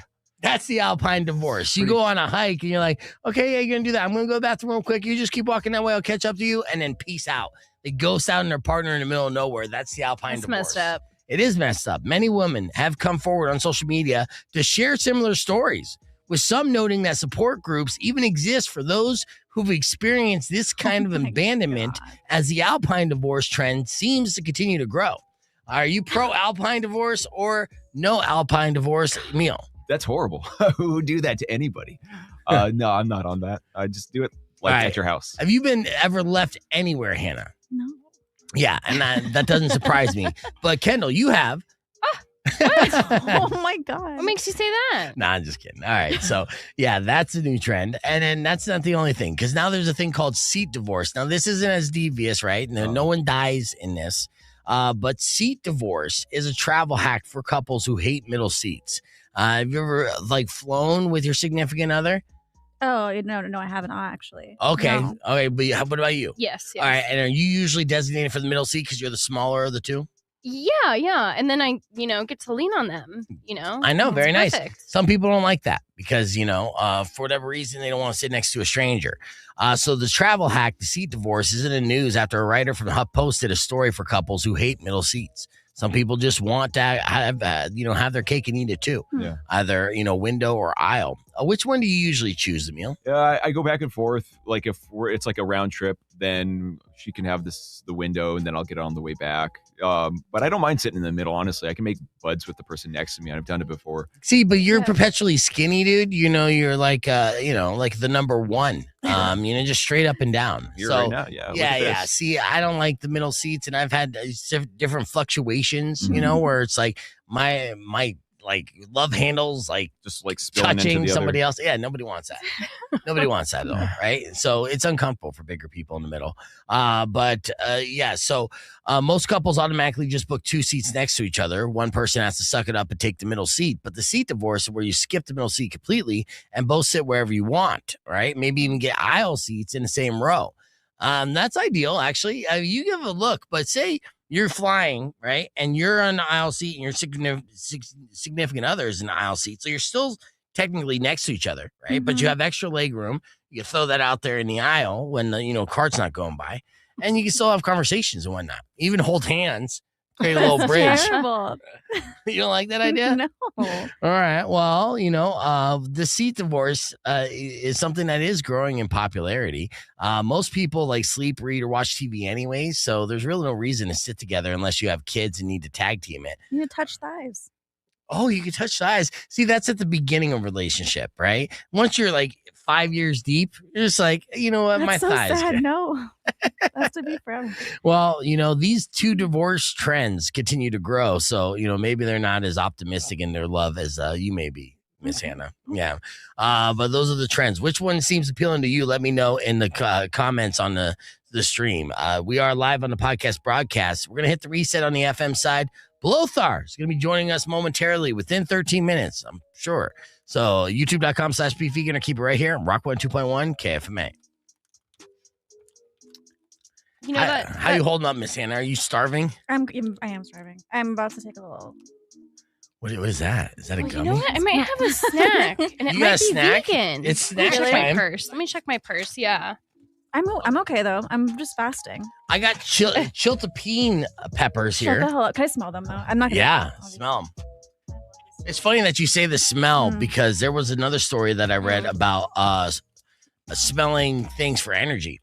Like there are certain foods that you could smell for energy, like a caffeine boost. Oh, right. Yeah, that's all you do is just smell it. Lemongrass being one of them. Yeah, I was reading about smelling rosemary, and it actually helps your brain get back like most of its function. What? Yeah, it's just like smelling rosemary. Why are we not doing this right now? I know. I need that, dude. I'll bring you Seriously. some, man. I got a big bush of it out front. Okay, yeah, give me a bush of rosemary. There it is. Tell her I said hi. Yeah. Hannah, I don't have snacks. I got to refill You're my fine. purse. Ah, you You're snack fine, my love. tease. Don't you worry. It is important though to always have snacks in your purse. I agree. That's a must. I agree. Yeah, that's a mom hack for sure. Mhm. I'm surprised you don't have snacks on you, Emil. I mean, you got a toddler. How's your? I just have snacks on me all the time. Yeah, I usually do actually. You got a toddler and an infant. And How's the infant life treating you? Pretty good, man. I mean, it gets boring because just chilling at home, but it's like a hard day because you're like, okay, you got to learn how to roll over and do all these things, and you have to put up with crying and stuff. But it's like she's like the most jovial, happy baby ever. Like, so it's totally cool, man. I get my steps in doing walks, and I'm teaching the other one to ride a big girl bike right now. So it's just like different levels. It's fun. Yeah. I'm enjoying it. Yeah, no, enjoy it while it lasts too. I mean, these are the years, right? I was talking to my girl, and she has 2 teenage boys right now, and they're just teenage boys, right? Yeah. So they're assholes. And that's just how it is. I was an asshole when I was a teenage boy and everything, and listening to her story, I didn't interrupt, but at the end of her story, I'm like, that reminds me, I have to call my mom today just to tell her I love her. Yeah, just And I did. And it's funny too, because it's almost like I put it out there in the universe because she ended up calling me. I had to call her back because I was busy at the time, but and then I had to just to check in, say I love you, because I was the biggest asshole to my mom at that age, because it's a teenage curse. And trust me, I have such a great relationship with my daughter, right? Like, because I raised her by myself, and from 0 to 13, ride or die, right there by my side, a little BFF and stuff. We were great. And then 13 hit, and it just switched. Yeah, then she got smarter than me. So what she thought, and all the attitude came, and you just had to endure it, right? Yeah. And that's the circle of life. That's just how it is. Yep. Yeah, it's heartbreaking though. And I talked to my daughter shortly after too, and now she's 20, and she's slowly coming back around. It's coming out of the teenage haze. I'm like, oh, fucking thank God, let's do that. Let's see, so we can hang out again and stuff. It'd be great. So almost there, but man, what a long trip. And it's like the way they program parenting and kids is they make them so adorable and sweet the first 13 years to establish a love that is so undeniable that you don't murder them during the like 7 years that they're monsters. That's what I was thinking about the other day. Yeah. It's just selfish little alcoholics, basically. is Right. What they are. Yeah. And you just remind me, like, I love you unconditionally now. That's what unconditional love is. And I remember all these good times. It's so many good times. 13 years of that. Yeah. Then that's just more. Now, if they were asshole monsters for more than 13 years, then the bad would outweigh the good. And then eventually you start turning on them, right? Yeah. I would imagine so. Yeah. But on average, they're only assholes 6 years. And then they come back around. Would you ever want to have kids or no? Kids aren't in the equation for you? I don't think so. No. That's too bad. I had my ex-husband had a son, so Okay. I raised a kid from 8 to 21. Nice. Well, he's still using my AAA and stuff. I'm still. That's crazy. 8 to 21. You're way too young to be like basically a mother of a 21. I was 18 when he was 8. Oh wow. When I started being a stepmama. Oh my Yeah. God. So I feel like I never got the baby mode. I never got to like be around a lot of babies, but I have nieces. Yeah, they're fun during a certain age and stuff. There's no way that this kid doesn't come across stepmom porn and be like, Get out of here. Oh my Gross. God. I'm just saying, it's a thing. It's a thing. It's a thing that's out there. It's a genre. I don't create the genre. I'm just saying. And I'm not saying he's saying anything. He'd be like, yeah, gross, or okay, I understand it a little bit. I know. I'm sorry. I just think that it's the internet. It's not me. Not you. Definitely not. Yeah. That's Never you. culture. All right, you ready for this? Yeah, I'm doing my stretching, Yeah, getting good. ready. All right. Well, while we get ready for Blothar, and we're going to wrap things up with a beef tip, I do have a clip that I'll play from you from earlier. We did a round of TikTok Tells Me, and that was good. And we did F My Life with Hannah, too. That was fun, too. But this was this morning's TikTok Tell Me. In case you missed it, it went like this. Or nothing but Bologna with another round of TikTok Tells Me. Here's Kendall. What did TikTok tell you this week? So TikTok creators are claiming that if you place a piece of aluminum foil inside your shoe before you wear it, it'll help absorb the sweat, reduce the odor, and keep your feet cooler and drier throughout the day. I also want to just add, I saw that this was like what they do in Italy. Like that's how they're also kind of advertising that. This is like the European Italian hack, Okay, so they're like, they don't wear socks, but their feet are never sweaty because they use aluminum foil at the bottom of their shoe. Now, I know with like talcum powder, there's like aluminum in it, maybe, which is, a reason why a lot of hippies don't use that or deodorant for that matter. Right? Yeah. So I see on the surface why people would believe this is real. But if you're just putting metal in your shoe, aluminum foil, whatever, and walking around on it, it's not an absorbent. It doesn't absorb things. And I refuse to believe this works whatsoever. If anything, it sounds uncomfortable.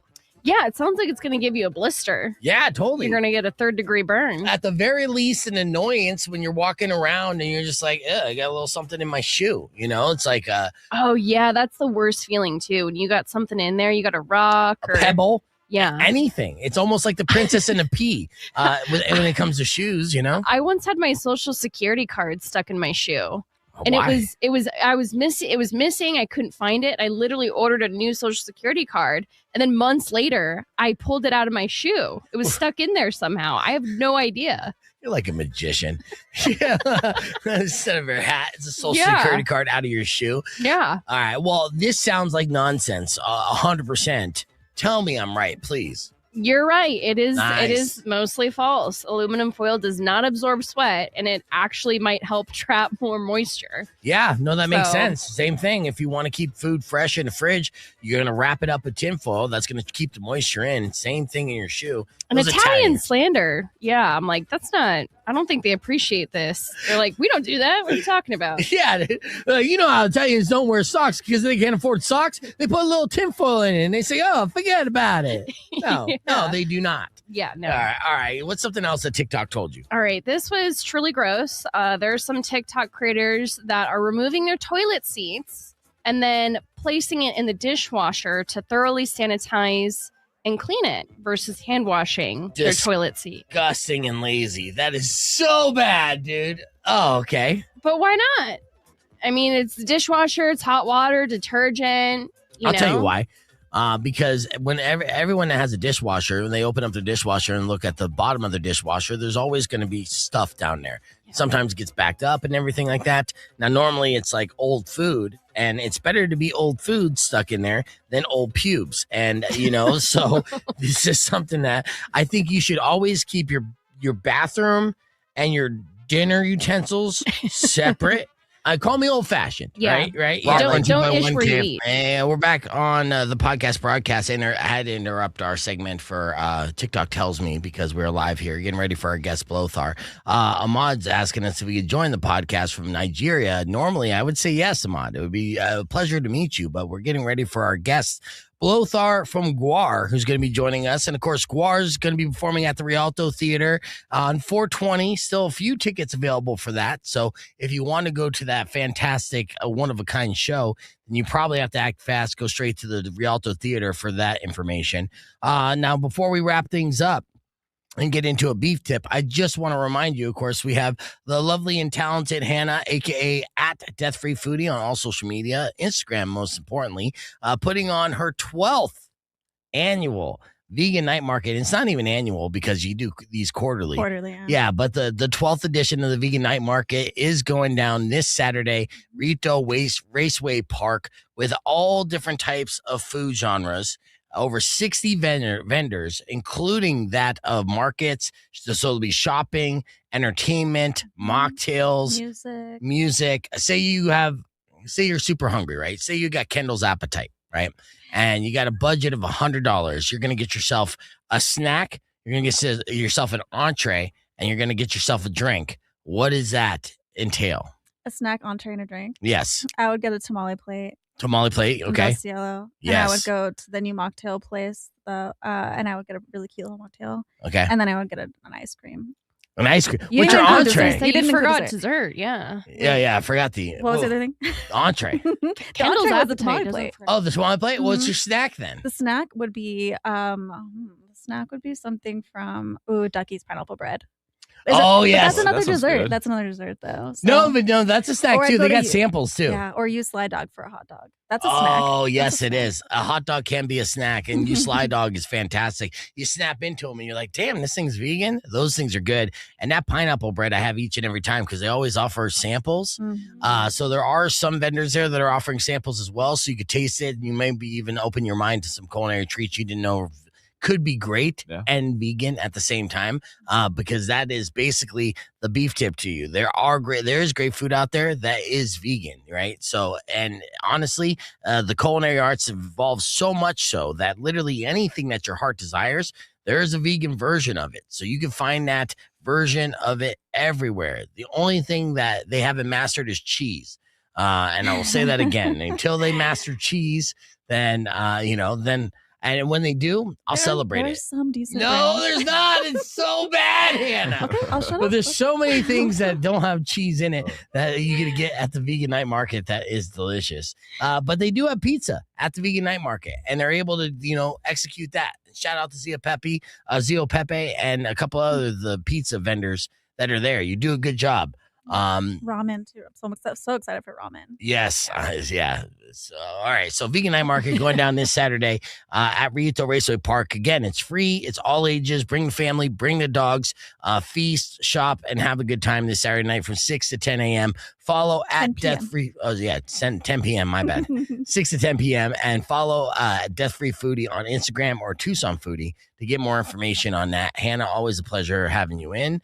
All right. We're going to do overtime on the podcast broadcast stream. Blothar from GWAR is going to be joining us literally in about 30 seconds. So you can join us youtube.com/beefvegan or keep it. Or yeah, that's the only way. Join us on YouTube. Yeah, you join us on YouTube. Well, enjoy the rest of your day. Drive safe, ride safe, and as always, rock local. Later. Clear. Yeah, I mean, I'm burning. I'm on fumes right now, dude. My caffeine was already low. I was yawning early in the morning. I'm like, that's all right though. So I had to get that stretch in. I'm feeling got the blood flowing. All right, yeah, that's what you had to do. You just had to get that stretch. Get the final whiffs of our smelling salts if we need it. Yeah. That's what we need. Chill the dude. At this point, because the potency it's lost its touch. I'm like, we're gonna have to start snorting it or something. Yeah. Wait, are these actual smelling salts? Yeah, Oh, actual shoot. smelling salts, Okay. but it's called Skull Smash. But it's been around for a minute, and it's not as potent as it initially was. I haven't done anything like this in a while. At the gym, I used to do smelling salts sometimes, and they're so I can't handle it. It's so bad. It's like too much ammonia. How much would you bench afterwards? I don't- I want to see those monster numbers, dude. I see you just my little baby biceps. Yeah, let's see. All right, I'm gonna do this to see if it wakes up. Gosh. Oh, Blothar's here. Oh, sorry, I just had to do some smelling salts here before we add an icon onto the stream here. Hold on. Oh, okay, as you get ready. I know. Sorry, it's an odd way to introduce you here on the show, Blothar. So as soon as you're ready, and I'm super excited about this, by the way, and I appreciate you getting on here. And we got questions. We got questions galore. That's right. All right. Do you want to try this? Might as well. The smelling salts, yeah. Right? Yeah, this No is our stranger. technically our overtime. All right, here we go. Damn it. Yeah, that is weak, dude. Can you see us yet? Hey, what's up? Hello. He's still trying to figure out if he could see us. Or what? We should be there. There you go. You guys got me? Yeah. Yeah, kid, you got us. Hello. Yeah? Can you see us? Can you hear us? Hold on just a second. Okay. All right, we're holding on. He's gonna reset there. Human He's like, "I'm out." technology He's like, "I always don't- failing. I'm out of here. I don't. Hey, I said he was gonna be on the podcast. I delivered, and that was it. That's Great like interview, everybody. Yeah. Well, it's said and done. I got a clip, I got a picture, we're good to go. But no, he's gonna jump back on. He's just figuring out the technical aspect of it.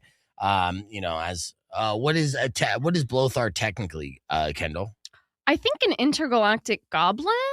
Okay. Right. I'm not sure his and a species. crossbreed. I mean- The book of Enoch actually says that we're all kind of like alien offspring. We're giants in a way. Aliens came down, they mated with our probably hobbit-like ancestors, and then a species of giants were born from that. We are said giants, right? So the giants were the Nephilim in the book of Enoch. Oh, they were the Nephilim? Yeah. Okay, those are so the fallen ones. are we not the Nephilim then? No, we're the children of them. We're the children of the Nephilim. Yeah.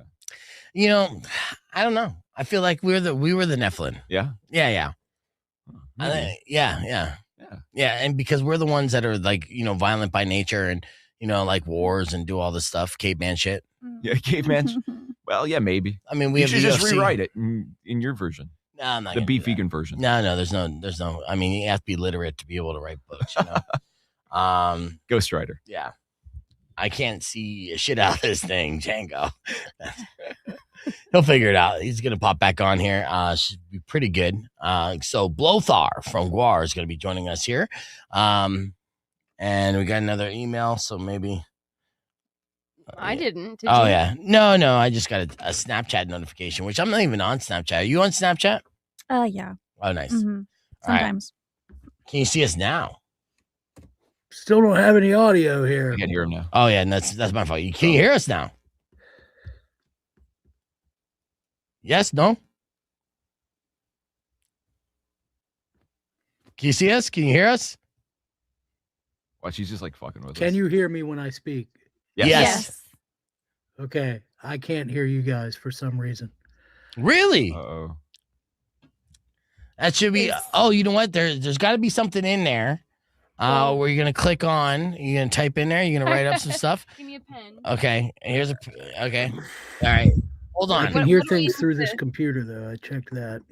Okay, that's good. Hold on, Kendall. What? She's gonna give you something here. Let's see. Well, what do I need to instruct him? Unmute the audio. I think he said he tried. I wonder if his like computer. Actually, no, I can't. Hold on. Okay. How about now? Well, that's what I'm sharing right there. Is there another note that you have that isn't that? No. What do you want my note? Fuck.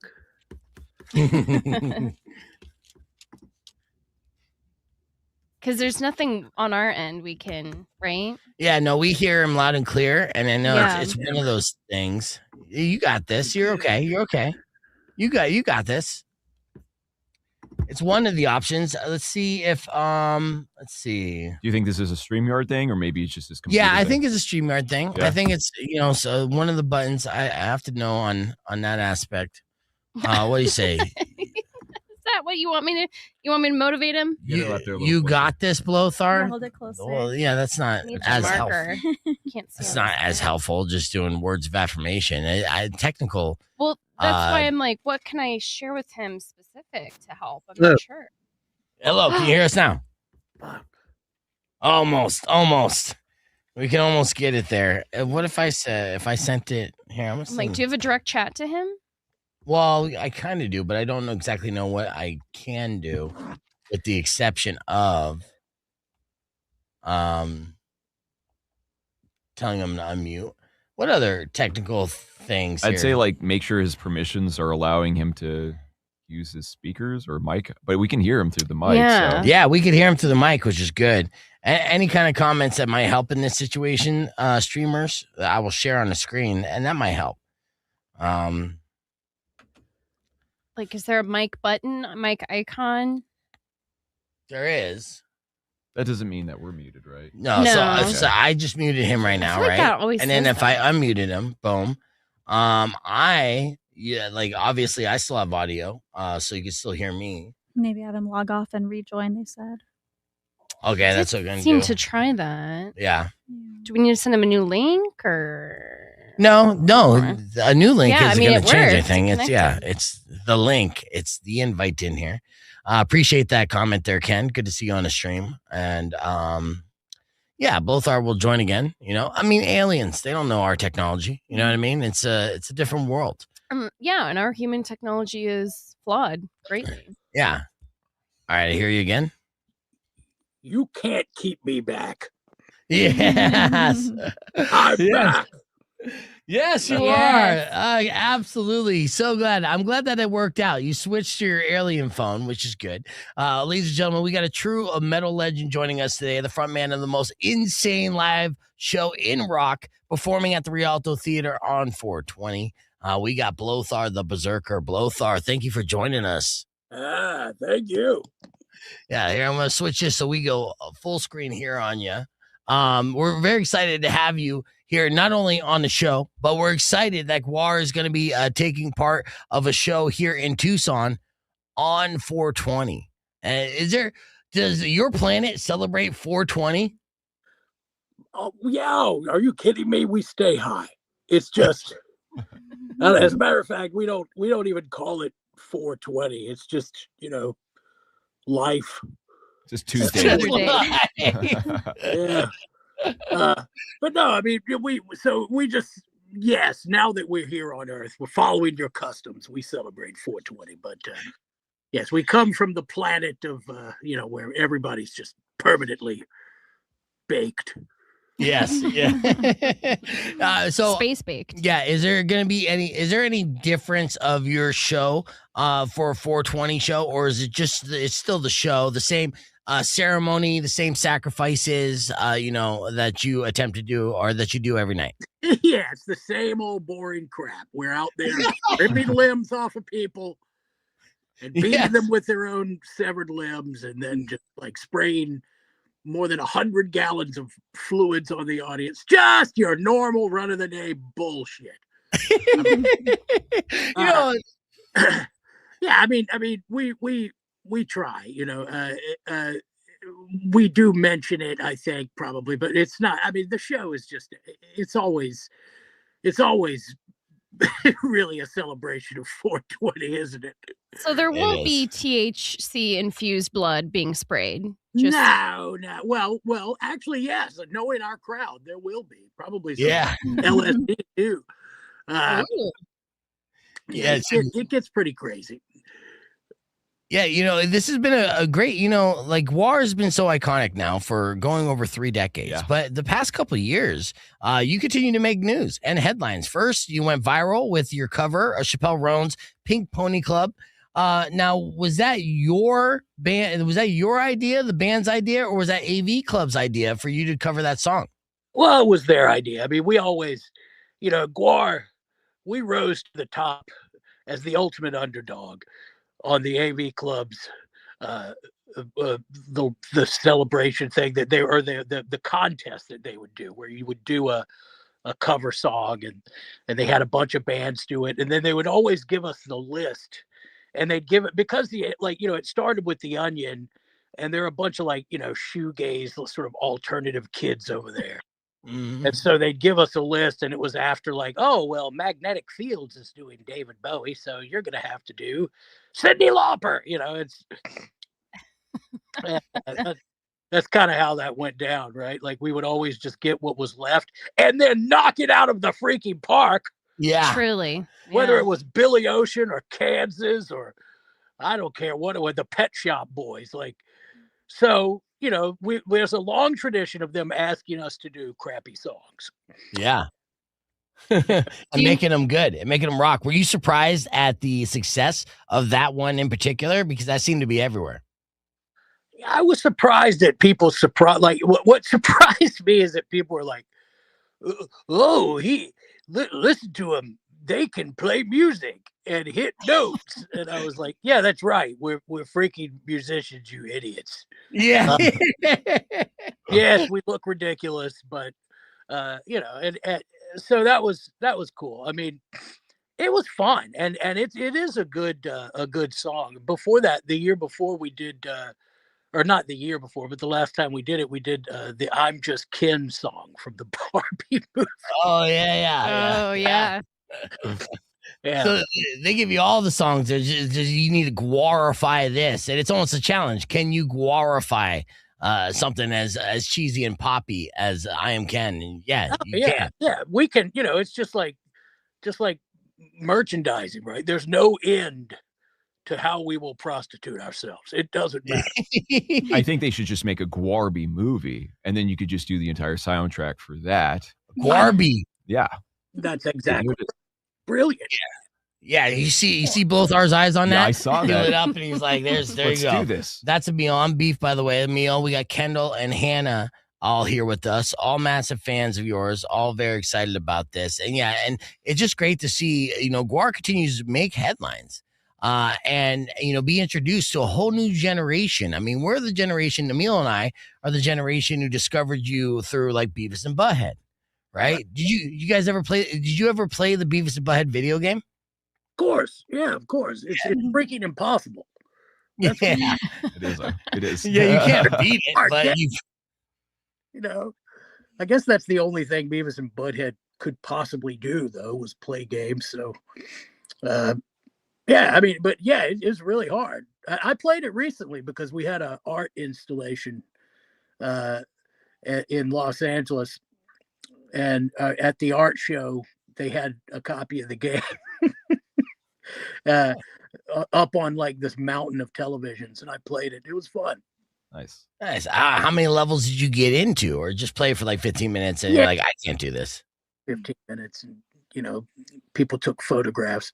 It's hard when you have monster claws to play. That is true. Yeah. But to be introduced to a whole new generation through your cover, and then also getting mainstream news attention, because sometimes the people you choose to sacrifice surprises the media. I mean, you still create media outreach somehow, some way. And does that just flabbergast you guys? Like, are you shocked that people are shocked by what you're doing at this point in your career? Yeah. When I found that out, I was in an airport in Atlanta. I was in the airport in Atlanta, and I was talking to our publicist, just screaming at the top of my lungs, "We kill people's heads off every day. Every day. Heads off. How could they possibly be surprised at this?" But I mean, seriously, I do not know how they could not know that we were doing these kinds of things. I guess just not paying attention. But GWAR, I guess culture eats counterculture for breakfast. I mean, we are not a mainstream act, and so people are surprised when they find out what we're doing. And then there's also a way that the world is just a big piece of crap now, and everybody's like, I mean, it really is. So the whole controversy over us killing Elon Musk and Trump was started by what looked like what they call an engagement bot, where it was like, look, these guys have done this thing, like just sort of like, it didn't even seem like the account that it came from didn't look like, it wasn't a real person. So it was very odd. We live in odd times. Yeah. So the whole thing, the whole controversy was literally started by a program. Yeah. Engagement bots. And that's not surprising either. It's just disappointing. That's where we're at. And the faux outrage that comes, because anyone that's been around and knows music of the last 30 years, nobody was shocked by this and nobody was aghast. And it's just like, hey, monster aliens kill people. That's just something that we've grown to expect. I know. Yeah. That's just, we've grown to expect it. Yeah. It's like people's heads getting cut off on YouTube. It happens. Yeah. The world sucks, man. I mean, like, there's no question. We've done our job too well. Humanity is just freaking savage. Right. But, yeah. It's really true, though, that people, they're this faux outrage. But it indicates, though, that the world really has gone downhill to the point that people are just, I don't know, like they just believe anything.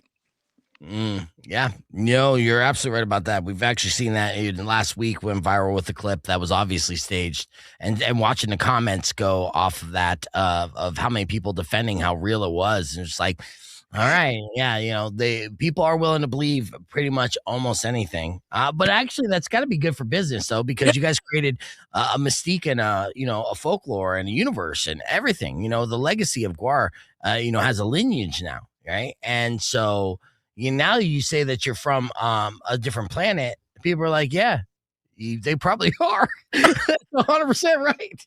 Yeah, of course we are. Yeah, duh. Yeah. Kendall, I know you got a question for Blothar. What do you got? Yeah, I wanted to ask, it's kind of a two-part question. Who is newly added to the 2026 sacrifice kill list? And I also want to know, on the flip side of that, is there anybody that's never going to be added? And why is it Dolly Parton? Who is not going to be on the list?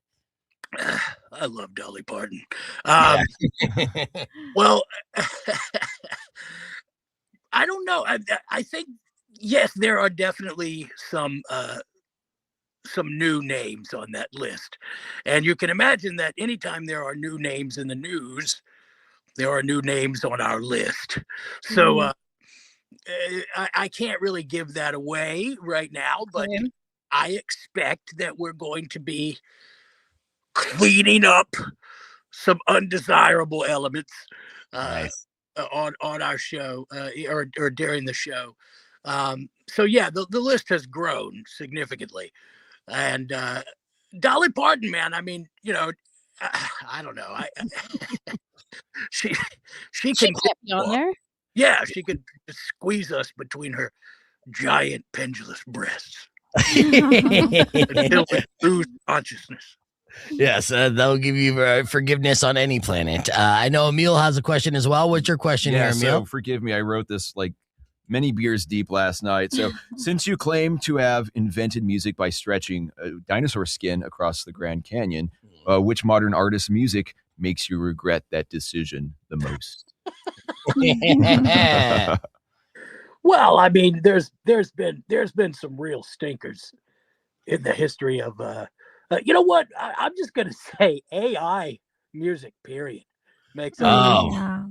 And and if you're in a band, by the way, and your band sounds like music AI would make, then you should just suck the muzzle of a pistol. Like just and it's true. I mean, it happens. Like there's a lot of that you suck when you put into Suno heavy metal song and you get out something that sounds like your band. Disaster. That will never happen to GWAR, by the way. No. Well, I mean, actually, I think of people, the more people go down the catalog of GWAR, be surprised of just a musical range that you guys have and the melodic arrangements that you have too, but also very hardcore metal songs too, but lots of catchy songs in the entire catalog that you go. When you're performing for your shows, how many songs do you squeeze into a set list a night? It depends on how long they are, but generally about 18 songs. 18 songs, yeah. And you guys are at a point now where, I mean, you guys know what those songs are going to be ahead of time, or are you always trying to like squeeze in certain songs, be like, how about we do this one tonight? It'd be great if we could do that, but unfortunately, the way things roll now, adding something to the set is like it's like getting a bill passed in Congress. So we don't and I no longer have the power to just make an executive order. So so I've lost that privilege. And so it's pretty much the same every night, and we do different sets for each tour. We do have sets that we have to, for situations where we have less time or something like that. So, but pretty much it's always the same songs. I mean, we have to do that because otherwise we couldn't sleep until 2 p.m. and then wake up and get drunk and then go out there and play because And I'm sure, I mean, your show is so like it's multimedia in a way because it's a show, it's just theatrics and it's music and stuff, so I'm sure like just shoehorning something in probably would mess up the aesthetics of everything else that's presented in the show. Hannah, I know you have a question for Blothar. Yeah, what's the craziest, most memorable fan reaction for you? Anytime we play live and people haven't seen the band, I love that.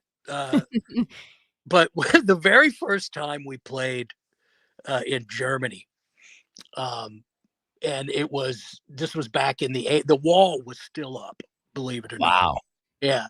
And we go over there and we're playing and we played a squat, like a punk rock squat called AJZ in Bielefeld, Germany. And what I remember is after the show, this kid comes up to me and he's kind of struggling to speak English.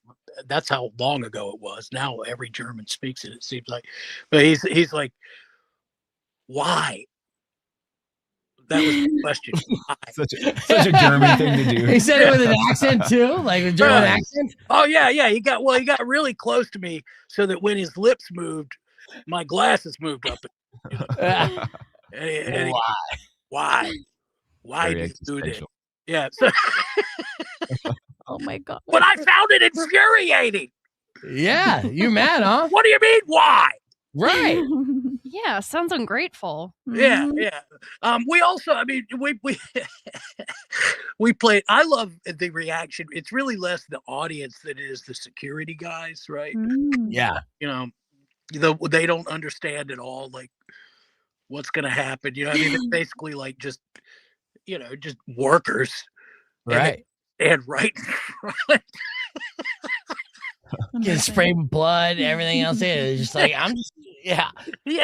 They're just like muscle heads from some local gym. Like, I love so good. Yeah, you see the look on their face every time. Well, I mean, honestly, you guys talk about how as a band collectively, it's not like you're getting rich off this, but it's part of that because of the cost of everything that you do with touring, the cleanup costs, right? The travel costs go with the massive sets. I mean, it's a big production no matter where you go, right? It is. GWAR is an art project, and and we don't make a great deal of money considering how. I mean, the band makes money. It's just that it doesn't. It gets spent on the production. Yeah, so. And what's great about that though is that GWAR continues to grow in appreciation to the public, like art. It's something that as it continues to as its legacy continues to grow, and you look back on it, it's something that you really appreciate as this very extensive art project that is something that in the moment, as it grew to popularity, it was still something that was massively misunderstood in ways, but then continues to grow that affection and appreciation over time. And that's something I love to see, because that's what true art is. So, I mean, collectively, your band of brothers, true artists that contribute something to pop culture that, will, like your former lead singer said, Dave said, GWAR will live forever. And GWAR is essentially an art project in American, a piece of art that will live forever. And that's something that I'm massively impressed by. And I just want to say kudos to you and everyone to create that. And shucks. Yeah. Thank you. And no, we can't wait to see you at 422. When we saw 420 GWAR in Tucson's been deprived of real big rock shows anyways. We're kind of in a victim of being in like a B market in a Live Nation dominated industry, right? And so we're not getting a lot of these good shows. So when we get a show, a marquee caliber like you on a holiday for us stoners, it's double the celebration. So we're very excited to see this. And it's been a while since you've been to Tucson, huh? When was the last time you saw them in Tucson? Last time I saw them, though, they've been here since. I saw you guys in like 2007, the Viva La Bands tour, I think it was. It's like 20 years ago almost. It was great. And I know you guys have been back since. Unfortunately, I haven't been able to see you since, but I'm looking forward to 420 this year for sure. Yeah. Is Tucson where Toxic Ranch Records is, or No, I don't think so. I don't There's believe Broken so. Tooth Records. Yeah. Okay. Wooden Tooth. Yeah, Wooden Tooth. Thank you. Okay. Yeah. So is that Epstein's Ranch? I don't think. No, No. I mean, GWAR is a punk band essentially, and we came through and played. Tucson's one of those places. No, he's right. Toxic Ranch. It did sound familiar. That's okay. But that's like old school. I don't know if they're still around. It is very old school. Yeah. Dang, look at him. He knows more about this place, and I've been here for 20 years, man. Yeah, Toxic Ranch Records. When I was a kid, I would get catalogs from Tucson, and they were from this. Back then, they called it Toxic Shock Records, and it was just a mail order, and I would spend a lot of money. And Toxic Ranch, I think, was the name of the record store. It was pretty cool. Oh, that's amazing. Yeah, I love that. What are your thoughts on how the music industry has changed over the last 3 decades since you guys initially started and were signed to different labels and stuff and had record deals and everything? Now you're still putting out records, putting out great new music and stuff, but there's obviously a massive shift in how it's being consumed or even paid for. So what are your thoughts on the industry as a whole? Well, I think it's going down the tubes, and it couldn't happen to a better organization. Yeah. Right. Yeah. I mean, I don't know. Spotify is just the final insult. So who knows? I mean, I think that there's been a change in how, we started our own label, and we couldn't believe it. Like, we had been making records forever, and it's all sort of operates on debt. And all of a sudden we put out a record and we look at the balance sheet and we're like, wait a minute, these clowns have been making money from this all these years. What the hell's going on? Yeah. They're just paying us in yams. Just sweet potatoes and crack. So I don't know, man. I mean, it's changed a lot, but I do think that there's more opportunities for music to be heard. Like there's more outlets, and I'm not afraid of AI. Some people are. I think that it's, if anything, things that are genuine and things that are real are going to. I think there's a premium will wind up being placed on that because as things get more and more generic. Right. Yeah. Hence the term AI slop. I mean, because people are seeing what it is for what it is. Yeah. And I'm thinking that too, like that might be the next growing trend and stuff is the imperfect is what we go for because we've had so much polish, so much perfect shoved down our throat and will continue to be like, then there'll be an uprising of basically punk rock culture of, tapping into raw emotions, but with imperfections and that kind of music. So, well, I mean, I hope so, but like, the democratization of the technology, it's not like it produced a nation of the butthole surfers making records on an old dilapidated 8-track. It just made like, I don't know, a bunch of crap, like everybody trying to sound like auto-tune. Yeah. Well, I appreciate you taking the time with us, Blothar. And like I said, super excited. Congratulations on your band of brothers and your continued legacy. And I wish you safe travels all over the country as you continue to do your show and make a stop here on 420 of all days at the legendary Rialto Theatre. So thank you again for your time. Anything else you wanted to throw out there and ask before we let Blothar go? I just have some constructive feedback. I think you should feedback. Be ready for HR. I was going to say HR. Here we go. I think you should adopt the Backstreet Boy dress code for the audience, and everyone should show up in white. And I think that will really absorb the blood really well. I don't know if people do that or if you have a preferred dress code for the audience. Yeah, I mean, we don't believe in those sorts of mandates. Yeah, but. Should I wear pants? I mean, they figure it out. I mean, they're slow, but they're not stopped. So they show up and usually a lot of times they're wearing white if they want to get messy. Yeah. Or ponchos if they don't, if they're a little type A. We do some ponchos that we will pass out to people. Oh, nice. Yeah, that's good. And do you sell those in merch too? Like GWAR branded ponchos? Nah, we give them out. Oh, that's nice of you. Too kind. Yeah. Well, I love it. Well, Blothar, I hope you have a great rest of your day, sacrificing many people who probably deserve it. And again, I can't wait to see you 420 at the Rialto Theatre. Hell yeah. Well, that's going to do it for our podcast broadcast today, but I like to appreciate it. I like to thank everyone for watching along. Don't forget to subscribe, and we'll see you at the Rialto 420.